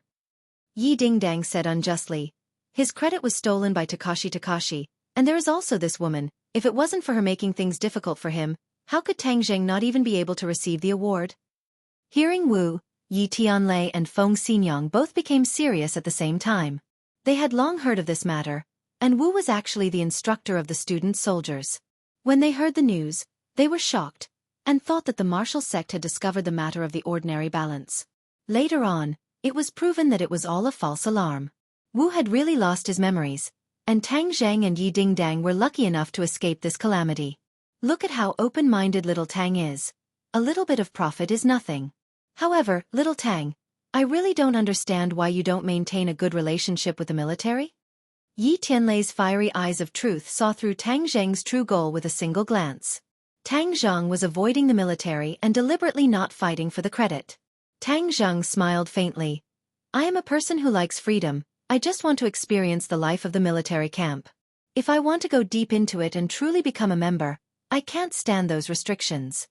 Feng Xinyang's eyes lit up, he was not stingy with his praise, and said, Good job in this world, it is good to live freely. If you put so many shackles on yourself, wouldn't you be tired to death? Look, I'm not as happy as I am in the ordinary balance. It's all because of this environment. Yi Tianlei sighed and said, In this world, there are always many things that don't go your way. How can everything go your way? Since you don't like the life of the military, then live according to your own way in the future. Dad, Feng Xinyang, we encountered something today. Yi Dingdang said seriously. Yi Tianlei and Feng Xinyang looked at their daughter in surprise. It was rare to see such a serious expression on her face, so they hurriedly asked, What happened? Today, we had a conflict with Chu Xiaofan. Tang Zheng injured the other party and then killed an expert from their family called Raging Inferno. Chu Xiaofan. Yi Tianlei and Feng Xinyang were not people like Yi Dingdang who did not pay attention to the outside world. They knew a lot about the complicated connections of the capital. How did you get into a conflict with him? Just as the two of them finished asking this question, they suddenly paused and exclaimed as if they had just woken up from a dream. What did you say just now? You actually killed Raging Inferno?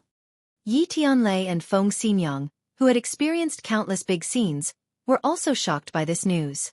It was even more shocking than when they clashed with Chu Xiaofan. Raging Inferno is a first-grade pre-celestial stage martial artist. How did you kill him? Yi Tianlei was also only at the first grade of the pre-celestial stage. He found it hard to believe that an expert of the same cultivation level as him had died at the hands of these two juniors. Looking at her parents' shocked expressions, Yi Dingdang could also feel their shock.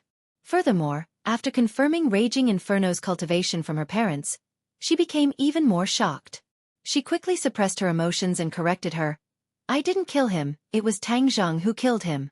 Raging Inferno died at his hands alone. Immediately, Yi Tianlei and Feng Xinyang's expressions became even more shocked. They looked at Tang Zheng as if they had seen a ghost, as if they wanted to cut him open and study how he did it. Yi Dingdang was very satisfied with this effect. She turned her head and looked at Tang Zheng, her big eyes filled with little stars of worship. Tang Zheng was the creator of miracles. It seemed that anything impossible could happen to him. Tang Zheng laughed bitterly. Uncle Yi, Aunt Feng, don't look at me like that, it makes me look like a monster. Actually, all of this was just a fluke. Feng Xinyang smacked her lips and said, Little handsome brother, don't tell me you still don't admit that you're a monster? You've already done such an impossible thing. Tell me, what else can't you do? This kind of praise made Tang Zheng not know whether to laugh or cry, and he was speechless. Yi Dingdang seemed to think that this kind of shock was not enough, and immediately added fuel to the fire. Let me tell you, Raging Inferno did not last long under Tang Zheng's hands, and then turned into a ball of fire and died. What? He didn't last long, and he even turned into a ball of fire? Even if Yi Tianlei and Feng Xinyang were to open their brains, they would not be able to imagine this scene. Wasn't Tang Zheng only at the fourth stage of the postnatal stage? Why did it sound like he was at the fourth stage of the postnatal stage? Moreover, how did a person turn into fire? Tang Zheng blushed with shame and hurriedly said, Don't listen to Ding Dong's nonsense, I'm not that powerful, I only defeated him by chance. At that time, there was a barrel of oil in the stairwell. I splashed it on Raging Inferno's body, and then turned him into a flaming man. Oil? Why don't I smell gasoline? Yi Dingdang expressed her suspicion. This girl was really observant. It was so chaotic back then, but she still remembered this. Tang Zheng obviously would not back down and continued. You said that if I didn't use oil, how could I turn him into a flaming man? Could it be that I can spit fire? Squeak squeak. Xiao Bai cried out in Tang Zheng's embrace and raised his claws, as if he wanted to say that he could breathe fire. Tang Zheng immediately pressed it down and looked at the three of them calmly. Yi Tianlei and Feng Xinyang were not present, but they believed this explanation. Otherwise, they would not be able to explain this matter. Only Yi Dingdang, the person involved, was extremely suspicious, but she could not find any other reasonable explanation, so she could only believe this reason for the time being. Yi Tianlei looked at Tang Zheng seriously and said, Little Tang, you are really lucky this time. That Raging Inferno is an expert who has been famous for a long time, and even if I were to fight against him, I might not have the confidence to defeat him. I'm afraid that only your Aunt Feng can easily defeat him, but he died in your hands. I dare say that your name will spread throughout the capital. What? Spread throughout the capital? Tang Zheng was shocked. You don't know what a pre-celestial expert means. Although there are many experts in the great families, pre-celestial experts are still as rare as phoenix feathers and unicorn horns. You casually killed a pre-celestial expert. It's hard for you not to be famous. Feng Xinyang joked. Sigh, how many people want to be famous? I'm afraid that only your method can truly be called earth-shattering, soaring into the sky in one go. Tang Zheng didn't know whether to laugh or cry. He had never thought of becoming famous. He had only instinctively resisted. The raging inferno wanted to kill him, and if he did not kill the raging inferno, then he would have no way to live. Therefore, he fought back in order to survive. Yi Dingdong's eyes became brighter and brighter as he clapped his hands and shouted, Good, if you want to be famous, you have to do it as soon as possible. Moreover, killing a pre-celestial expert is such an awe-inspiring thing. Feng Xinyang agreed. There are many crouching tigers and hidden dragons in the capital. Every year, there are many dragons that want to amaze the capital with a single brilliant feat. They want to attract the attention of all parties and strive for glory, splendor, and wealth. You are luckier than them and have accomplished what many of them can only dream of. Yi Tianlei nodded his head and said solemnly, However, becoming famous at a young age is a good thing, but there is also a bad side. After you become famous, you will definitely attract the attention of all parties, and in the future, you will not be able to live a peaceful life. As long as you are not recruited into a large power, there will be countless people looking for you, wanting to take you under their wing. Tang Zheng rubbed his nose and laughed self-deprecatingly. Looks like I'm in high demand. What's wrong with being in high demand? This is called being valuable. Other people can't even ask for it, even if they want it. Yi Dingdang praised. What, aren't you happy to see you become famous? What's there to be happy about? I actually like to keep a low profile. Tisk, what's the use of keeping a low profile? Moreover, you're so dazzling. It's impossible to keep a low profile even if you want to. Yi Dingdang said with unconcealable excitement.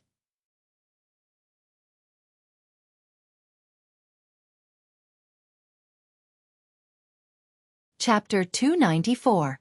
What Tang Zheng didn't know was that when he was talking to Yi Tianlei and his wife, his name had spread to the ears of some people in the capital at a terrifying speed. Moreover, it was a fierce name. For a young man to kill a Xiantian lord who had been famous for a long time, just how shocking was that? It had been many years since such an explosive thing had happened in the capital. But who was Tang Zheng? Why had they never heard of this name before? Could it be that he was a ferocious dragon that crossed the river? The answer was quickly revealed. This person was not some dragon that crossed the river, but a local snake. It turned out that he was the Ye family's future son-in-law, Yi Dingdong's fiancé. A few months ago, Yi Xuanji failed to break through to the master stage and almost went berserk. This was something that everyone knew. Many people were secretly watching the Ye family. As long as Yi Xuanji died, the Ye family's reputation would definitely plummet. They would probably fall from the throne of the four great families in the capital. Many new families were watching this matter closely and secretly worked for a long time.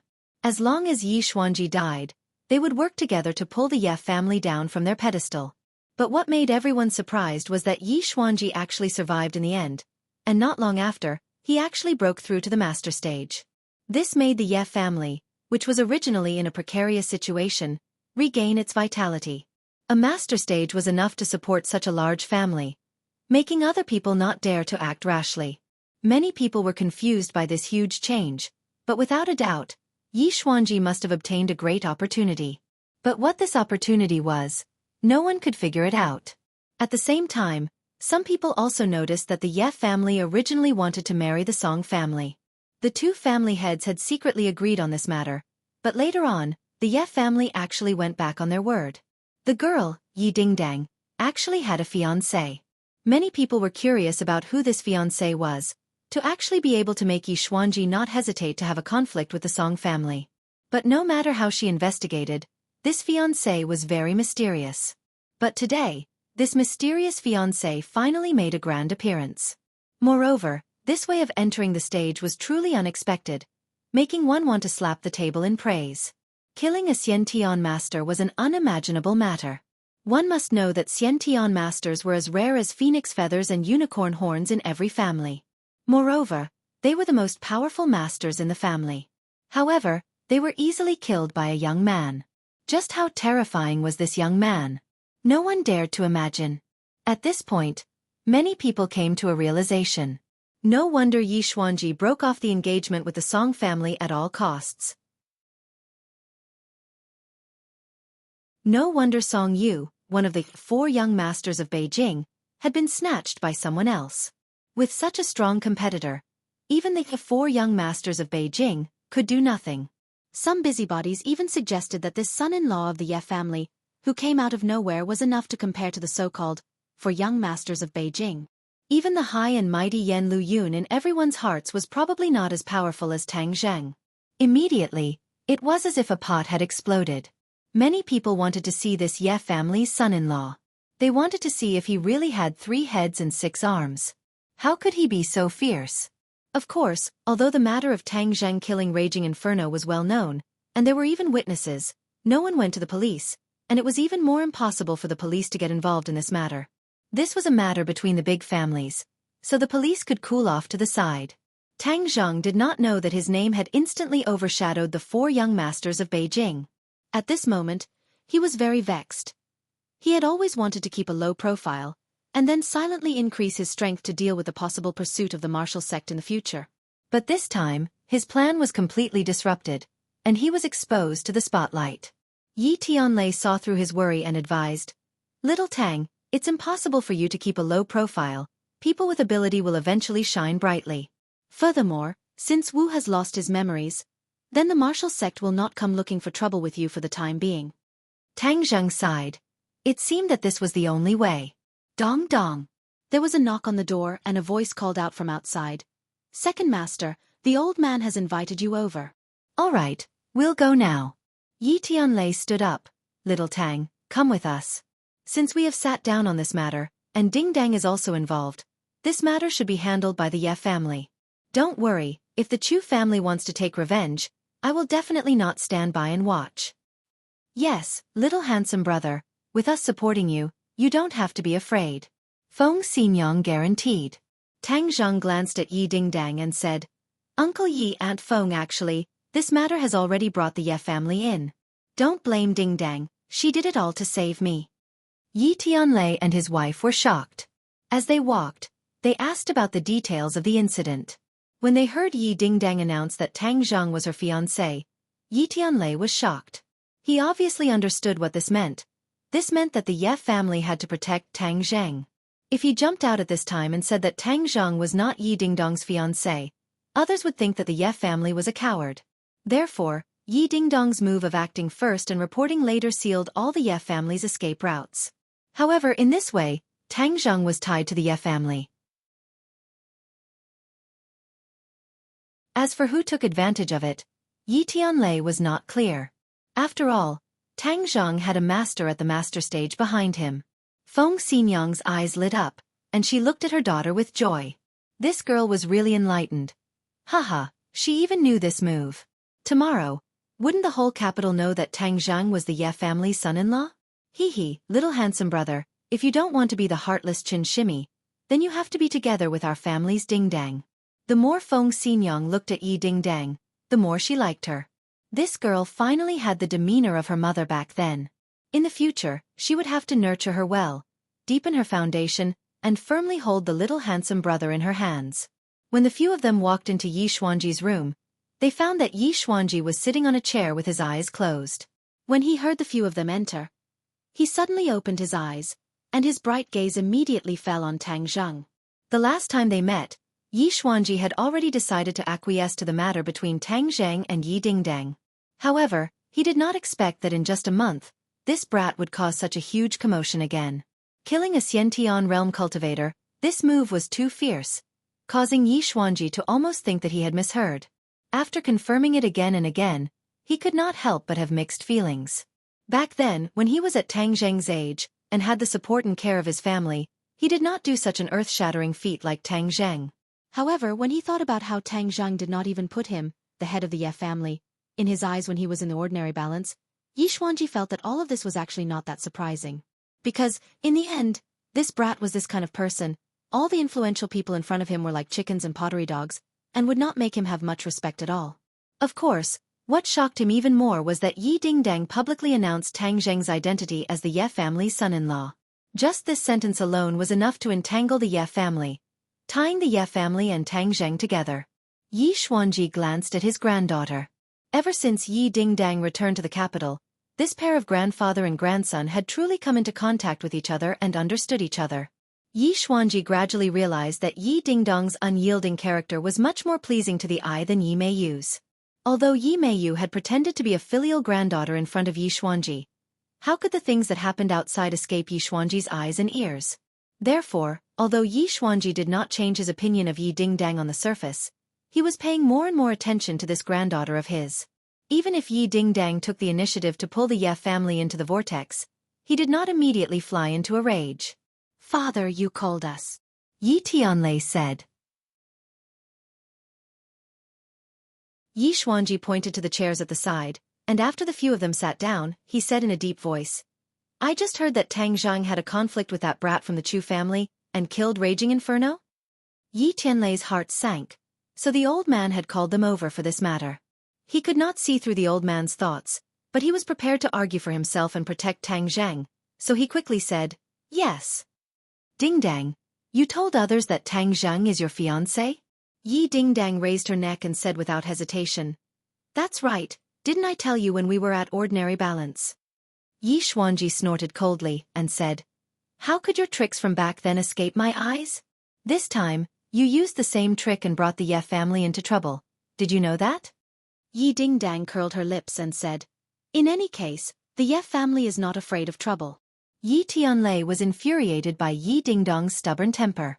Yi Tianlei immediately gave his daughter a look and said, "Father, this matter is not entirely the fault of Dingdang after all. Dingdang was also a victim at that time. If she did not reveal her identity, then this matter would be very difficult to resolve, and Dingdang might also be in danger." Feng Xinyang rolled her eyes and said, "Old master, I feel that the little handsome brother is pretty good. Moreover, this matter is the truth, and in the future, others will know about it. Instead of hiding it, it is better to say it openly like this." How could Yi Xuanji not understand Feng Xinyang's thoughts? She had long wanted to matchmake Tang Zhang and Yi Dingdang, so she snorted heavily and said, "In short, this matter has made the Ye family very passive." Tang Zheng frowned, listening to Yi Xuanji's question, and said unhappily, "I can explain this matter to these people, and if it has nothing to do with the Ye family, then the Ye family will not suffer any losses." Yi Xuanji looked at him and said, "Do you think this matter will be as simple as you say? Since Dingdang announced your relationship to others, then this matter must be treated as true. From now on, you are really Dingdong's fiancé." "What?" Everyone was shocked, and Tang Zheng's jaw almost fell to the ground.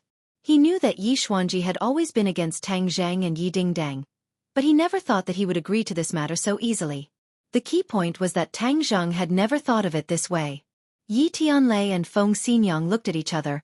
Both of their eyebrows were filled with joy. The old man actually agreed, and Feng Xinyang was even more delighted.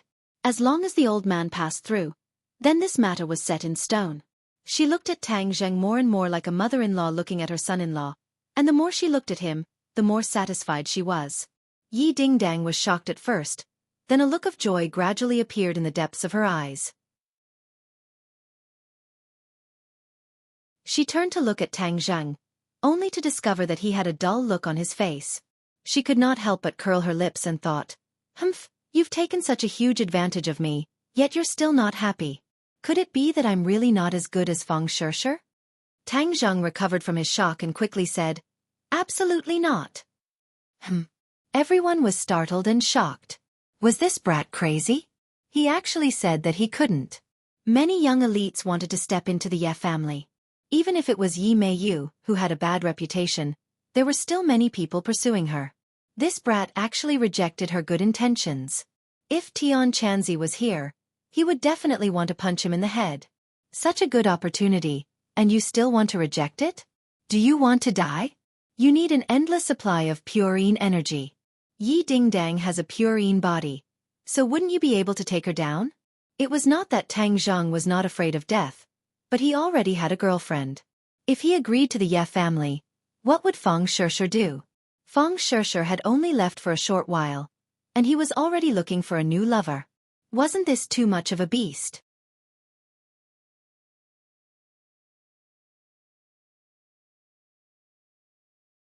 Chapter 295. Tang Zheng said matter-of-factly, I already have a girlfriend. Yi Dingdang bit her lips and said, Could it be that I'm not as good as Feng Shishir? Which part of me can't compare to her? This. You're really good. Tang Zheng said hesitantly. Yi Dingdong's conditions were indeed very good. Not only was she beautiful, her family background was illustrious, and she even had good martial arts skills. She was the princess that many people dreamed of. Then I'm good, why don't you agree? Yi Dingdang persistently asked. Tang Zheng was startled for a moment, looking at the trace of sadness in Yi Dingdong's eyes. His heart skipped a beat. This girl seemed to be different, this was not her style. Feng Xinyang looked at her daughter thoughtfully. As a woman, how could she not see through her daughter's thoughts? Unknowingly, Yi Dingdang had actually been moved by Tang Zheng. It seemed that what was originally a fake show had become a real show. Tang Zheng was speechless. Why didn't he agree? He didn't know either, but he had to admit that sometimes he would have improper thoughts about Yi Dingdang, and the two of them had even shared a bed before. However, he still liked Feng Shishir in his heart. After all, the two of them had gone through many hardships together, experienced many things, and had a deep relationship with each other. Yi Xuanji frowned as he looked at Tang Zheng, and said, Girls are just friends, we can just split them up. This matter is settled, wait for me to choose a good day, and I will hold an engagement party for you. Engagement party? Tang Zheng's head trembled. This was really forcing a duck onto a perch. In the past, he had only heard of forcefully snatching women, but now he was forcefully snatching men. Tang Zheng still wanted to argue, but was interrupted by someone. A person rushed in and shouted, Grandfather, not good, Yi Dingdang is in big trouble. His voice suddenly stopped, because when the other party saw the people in the room, Yi Meiyu was startled, and her expression became extremely complicated. Making such a big fuss. Where are your manners? What trouble did Dingdang cause? Yi Xuanji asked in a deep voice. Yi Meiyu glanced at Yi Tianlei and his wife, thinking that they must be here to beg grandfather for forgiveness. Humph, luckily I came back quickly, otherwise they would have fooled me. The relationship that Yi Meiyu had built with great difficulty with Chu Xiaofan was destroyed. How could she let it go? After thinking about it, she decided to take revenge. The best way to take revenge on Yi Dingdang was to attack Yi Tianlei's position in the Ye family, and in order to do this, he had to prick Ye's nerves. As a result, Yi Meiyu impatiently rushed back to report to Yi Xuanji about Yi Dingdang. Although everyone else was present, she was not afraid at all. Instead, she said righteously, Grandfather, Dingdang and Tang Zheng just killed the people from the Chu family and injured Chu Xiaofeng. Furthermore, they even involved the Ye family in this matter. His heart was punishable. This accusation was too harsh. Yi Tianlei's face darkened. He was very clear that this niece of his was hostile towards his family, but he never thought that her intentions would be so sinister. Yi Tianlei wanted to flare up, but was stopped by Feng Xinyang. The old man had already made his decision on this matter. No matter how eloquent Yi Meiyu was, it was useless. On the contrary, the more powerful she was, the deeper the hole she dug for herself. Yi Dingdang was immersed in her complicated emotions and was not in the mood to pay attention to Yi Meiyu's accusations. Yi Meiyu looked at Yi Dingdong's appearance and became even more arrogant. She was secretly delighted, thinking that she must have been scolded by her grandfather just now, so she had to add fuel to the fire. However, Yi Meiyu did not notice that Yi Xuanji's gaze towards her was getting colder and colder. Seeing that she was about to continue chattering, he suddenly shouted, Shut up, Meiyu, you have disappointed me too much. As a member of the Ye family, instead of thinking about how to solve the problem, you pushed Dingdang out, and even kept on framing her. Tell me, are you still a member of the Ye family? Ah! Yi Meiyu was shocked and dumbstruck. Why did her grandfather scold her and not blame Yi Dingdang? Wasn't this caused by Yi Dingdang? Scram back to your room. You are not allowed to take half a step out of the house for the next few days. Otherwise, I will break your legs. Yi Xuanji said angrily. Yi Meiyu's face was pale white. The old man had never scolded her like this before. Seeing him fly into a rage, she was puzzled and unreconciled. She glared at Yi Dingdang hatefully, then retreated out of the room. The family is unfortunate. Yi Xuanji coldly snorted, then looked deeply at Tang Zheng and said, Tomorrow is old man Yan's 80th birthday. Your family will represent the Ye family to congratulate him. Tang Zheng will also go. Yi Tianlei's heart skipped a beat. Bringing Tang Zheng along meant that Tang Zheng would appear as the son-in-law of the Ye family. The Ye family would also receive a lot of attention because of this matter. These big families were not afraid of being noticed. On the contrary, the more attention they received in the circle, the more powerful they were. In fact, in the past few months, the Ye family had indeed been the focus of attention from all sides, and had earned a lot of attention. This time, because of the appearance of the mysterious son-in-law, Tang Zheng, they would definitely receive even more attention. Yes, father. Yi Tianlei agreed, and then brought the shocked Tang Zheng and his daughter out of the room. Uncle Yi, how can we do this? After the few of them had walked far away, Tang Zheng finally could not help but ask. Yi Tianlei laughed. Little Tang, look, the old man has already decided. You should also give him some face. This matter is already tied together with the Ye family. Go tomorrow, then you can study hard at Yanqing University. If not, you will be disturbed all day. You will also be very annoyed. Yi Tianlei was speaking the truth. If Tang Zheng continued to be mysterious and let others guess, even if he hid in the university, he would not be able to live a peaceful life. And if he appeared tomorrow, he could satisfy the curiosity of all forces, and let him truly be tied together with the Ye family. Those who wanted to recruit him would give up. Because he was already a member of the Ye family, it was already impossible for others to touch him. Tang Zheng was silent. He had to admit that Yi Tianlei was right. Moreover, these words were said, if he were to publicly deny it, not only would it be disadvantageous to him, but it would also embarrass the Ye family. He was not a selfish person, although he did not like Yi Tianlei. After all, Yi Tianlei was a member of the Ye family. If the Ye family's reputation was damaged, then he, Yi Tianlei, would also suffer a loss. He could not bear it. In addition, the most important point was Yi Dingdang. If he stood up and clarified that he had nothing to do with Yi Dingdang, most people would not believe it, but there would also be many people who would gloat and watch a good show. For example, if a girl claimed that another person was her fiancé, but the next day the man clarified that he had nothing to do with her, how hurtful would that be? What would others think of her in the future? Tang Zheng glanced at Yi Dingdang, who did not say a word, and thought to himself, it seems that this matter can only be delayed. Wait for a bit more time. Wait for people to gradually forget. Then naturally no one will pay attention to him and Yi Dingdang. Seeing that Tang Zheng had tacitly agreed to tomorrow's arrangement, Yi Xuanji breathed a sigh of relief. Feng Xinyang beamed, and said, Dingdang, bring Tang Zheng to the guest room. He will stay at our house tonight, and tomorrow we will go together to celebrate the birthday of the Yan family's old man. Yi Dingdang nodded, and brought Tang Zheng to the guest room. Looking at the backs of the two people, Yi Tianlei said worriedly, do you think this matter will work? Feng Xinyang raised her eyebrows and said confidently, of course it will work. What kind of person is our family's girl? How could she lose to the Feng family's girl? Moreover, the Feng family's girl is abroad. The pavilion closest to the water gets the moon first. Little handsome brother, this moon will definitely be plucked in the hands of Dingdang. But, my Dingdang is really in love. Yi Tianlei sighed. A grown girl cannot be kept at home. This day has finally come. Feng Xinyang chuckled and said, can't bear to part with your daughter? This day will come sooner or later. What are you sighing for? Moreover, it's good that your daughter is in love. It's not like you don't know our family's girl's character. If you don't like her, even if you put a knife to her neck, she won't do it.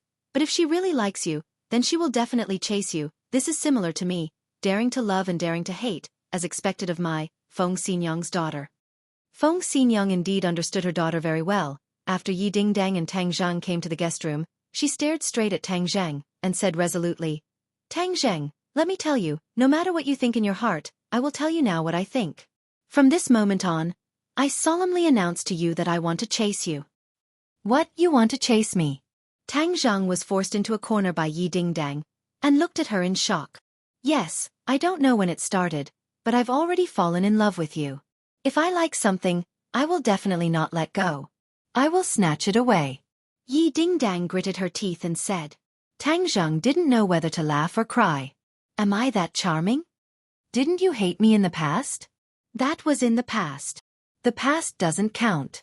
Besides, I still have a bet with you. I feel that my cultivation can't surpass yours, so I have no choice but to marry you in this life. Otherwise, I will never marry. Looking at her aggressive gaze, Tang Zheng felt a lot of pressure.